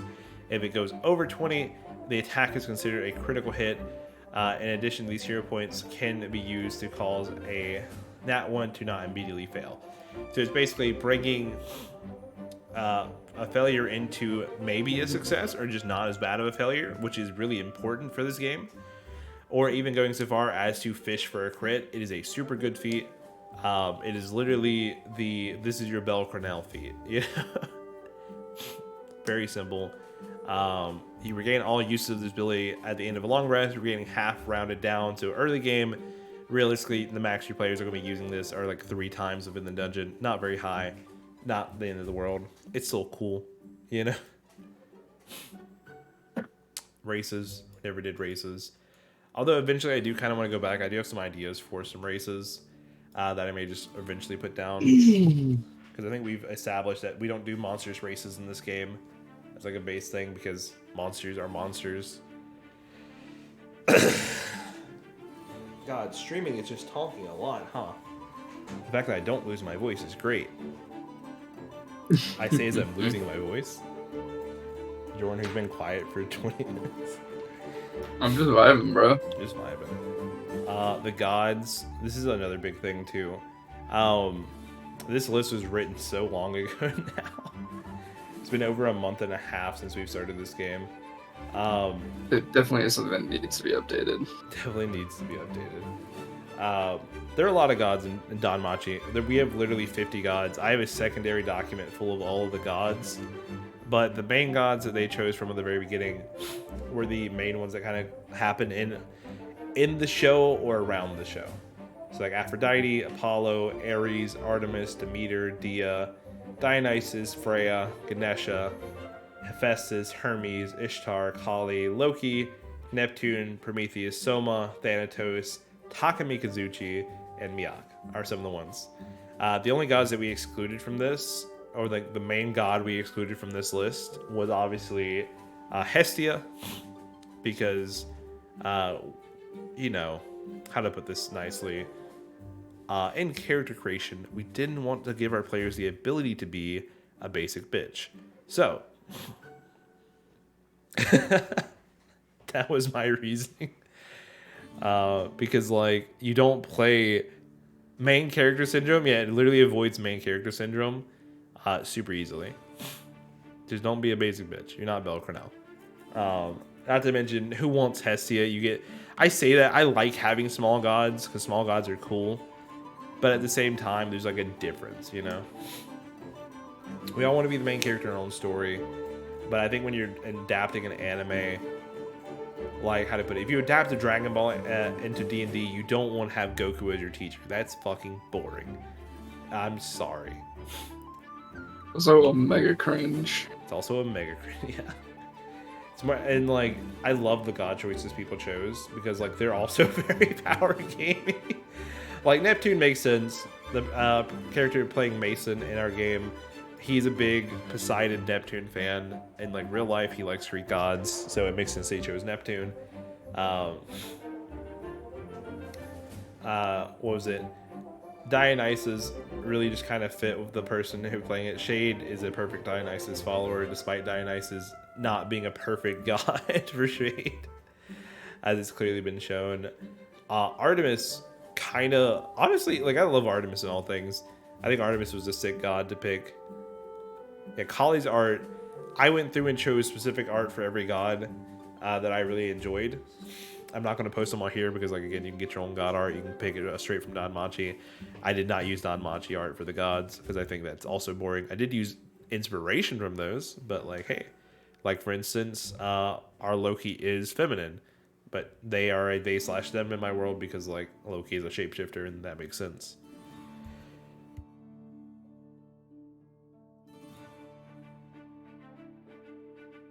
True. Yeah, I mean... But it's also because, like, when I do adapting anything in D&D, I also want to make sense of the races. So one way that I made sense of the races was saying, like, hey, every god kind of had a play in the races of this world. Because realistically, in Danmachi, the races really boil down to you have beast human, which is just humans with animal ears or animal horns, not very different, or just humans, or just shorter humans, and then just straight up dwarves and elves. Those are the races of Danmachi, in a nutshell. And yeah, they have fancy names like Prem and Bows and all these other things, but like realistically, they're just humans with ears, bro, in a different spot than mine. That's it. So like when I was doing it, I was like, I still want to keep that same flavor. So for like Kali's art, she is a cat girl. I'm not apologizing for that. I refuse. I think it's a cool art. But she's also like the goddess of Tabaxi. So like her entire family is like that of both cat and like fox-like people, and also just straight up regular Tabaxi, because it makes sense. Yeah. Yeah. As for the other 50 gods, I literally just pulled every god from Danmachi and put it onto a list. That's all 50 gods. Minus the obvious of like Hera and Zeus, because they are not they are in Danmachi, but they're not in Danmachi. They're not in Auraria. Well, yeah, because like realistically, there is a hyena dude as well in the Kali's camp, yes, but he has cat-like ears. It's fine. It's also that, like, I kind of just use, like, Tabaxi are just, like, literally the, if you're going to reskin to a different type of animal person, to a different type of furry, you're either using, like, the Leonin race, or the Tabaxi race, or, like, something similar. There are not a lot of furry races.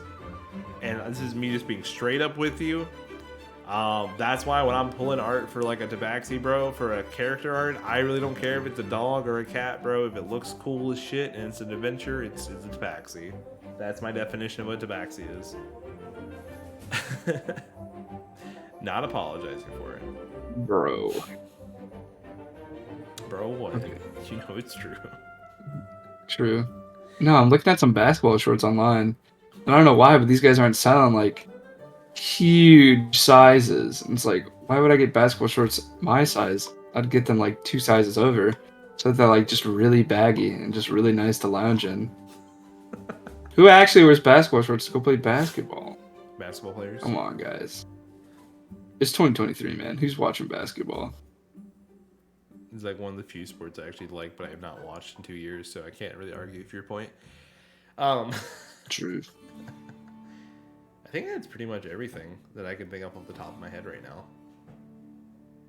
I think we've just described the entire system in like very broad terms. Well, I'm adding more to the system, so this conversation is probably going to be a bit outdated within literally probably a couple hours, because I'm going to be adding a whole inscription system that we talked about for like runes, so that we can get different things on weapons, so that they're just a little bit more unique than just like, oh, dude, I just made like a high class like iron sword. It's like, nah, dude, my iron sword has inscriptions on it. Like, what are you gonna do about that? And then in addition, I'm also gonna add more equipment modifiers. I don't know if you're okay with this, Tony, but I'm gonna add ways in order for people to get superiority dice with their equipment modifiers, so that they can have weapons that do something a little bit more unique than simply just like, oh, it does +1 damage, it does +1 hardness, it does ×2 damage with ×2 weight, or like plus blah blah blah blah blah. That makes sense? Yeah, it makes sense. I think that's another good point before we like close out this like TED talk too, is that like the way you run your game is different. You have optional rules that I do not run. For example, in group 2, we have extra attack at level 1. We have superiority dice. We have an option to get superiority dice or something better, along the lines if you're not a martial class. We have harrowing dodge, which allows us to like use our hit dice to potentially reduce the amount of damage we're taking in a fight. We have a lot of stuff like that kind of benefits us in the long run. Snake sword with the ability to grapple damage enemies. There would not be something. I don't think there'd be anything like to that level. Nightwolf. We're getting too deep, and it's too close to the magic items, man. Point is, with inscriptions, they're not magic items. They're just better items. But I think that's literally what it comes down to. This is a crunchy ass system that's continuously changing. Would never be the same in the next session. But it's also something that we put a lot of effort into because it's fun as fuck. You know? This is also a weird experience of like, is 2 DMs playing it and we're both judging each other and how we run it because we're both here for a good time. So he plays in my game in group 1, which you do see on my stream, and then I play in his game on group 2, which you don't get to see because, nerd asses. It's a very constructive environment. Yeah, it's fun. Those games are just for me. Nerds. That's where I steal all the content I put in my stream, and you'll never know if it's mine or his. Thanks. Very nice, very nice. But yeah, so that kind of answers the question. I said I was going to make a stream/video about like how we do this game. You know, what does our homebrew look like? I'll probably do like more detailed stuff in like form of shorts later. But like, that's what it is. It's fun. It's a good system. I highly recommend if you're going to adapt any anime into D&D. Danmachi kind of hits different for that reason. It's something really fun. The only other thing I'm going to end this off with, just as like a last minute, this is me answering questions that have been asked in a lot of the comments. Real quick, this is just for like people who have commented on the videos, who've been watching the videos, because I think like, hey, y'all dudes are sick. Fuck yeah, man. So we're gonna just go over. I'm gonna go over to my YouTube studio. I'm gonna check the comments real quick. So I think a lot of people did ask a lot of the same questions. So I'm gonna put it here. I know no one's gonna fucking watch the end of this video. So if you did, here's your reward. Thanks. You're welcome. Let's see. I'm actually like going through it. Last video's comments were just straight up like intrusive thoughts have been answered. Man, the party. I will say like there's one dude who is at ATH Core. Bro is an actual real G. Has commented on every video since we've started. Been a big fan of the series for sure, which is real sick. Yeah, so the maps, that's what it was. Everyone has asked me about where do I get my maps. I will do a quick shout out for that, as I think that's kind of important to let you know that, hey, I get my maps from a very specific source. I have 2 main people I get them from. These are like the main maps we use for a lot of them. I do the Patreons for Tom Kartos. Tom Kartos is really sick. He does a lot of really cool maps. Very, very good dude. Hopefully you can't really see it exactly. This is his thing here. I really just got to do this. I have it kind of set up in a way. Just gonna make this bigger now. There you go. You still not see it. You still cannot see it all the way. Literally just gonna make this full screen now. That's what we gotta do. Because it wasn't. So I get to play around with this real quick. Yeah. First main one is Tom Kartos. Tom Kartos does a lot of the maps. He has a lot of. It's a really not expensive Patreon if you're going to subscribe to anyone on Patreon to get access to these maps, especially in high definition. He does a lot of free maps as well, so definitely check him out. But for example, Tower of Babel, he did the main Tower of Babel map. Very good. He did the Kali camp. A lot of our sand maps come from it, but a huge source that I get is he actually has a package for Doran the Big City, which is one of my favorite settings, where they're a lot more modern maps, so they're not good for everybody, but like he has a lot of maps in here that we've adapted for our own setting and put it in there. And obviously it's a lot of like look the other way. Yeah, it's not all desert maps, but hey, it works. Danmachi has such a unique fantasy world, and it's so good. It is so fucking good. They're very good at it. But that's one of my main map makers that I subscribe to. I think he's really good. The other one, this is like where I get all my town maps, where I've gotten a lot of my current dungeon maps that you've seen. Give me 1 second. Is Atraxian Bear. Atraxian Bear is really cool on Patreon.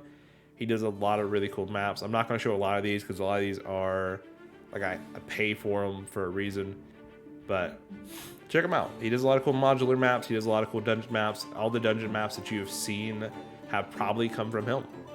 Realistically, I don't.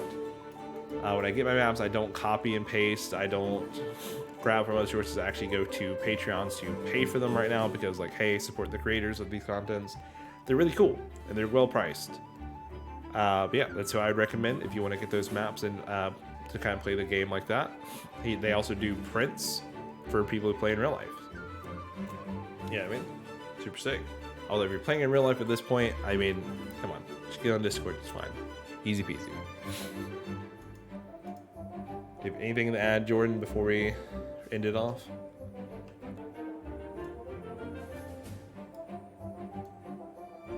Hello? Yeah, bro. Fucking stinky, bro. I need to take a shower. That's my ad. That's your ad. All right, guys. Catch y'all later. See y'all Sunday. Sunday, 4 p.m. Central. Every Sunday that we can make it for session 6, the war game. Hopefully, we can keep this game going for more sessions. I don't want it to end at session 6, Jordan. So don't die. I didn't do it to ourselves, dude. You're right. All right. Bye, guys.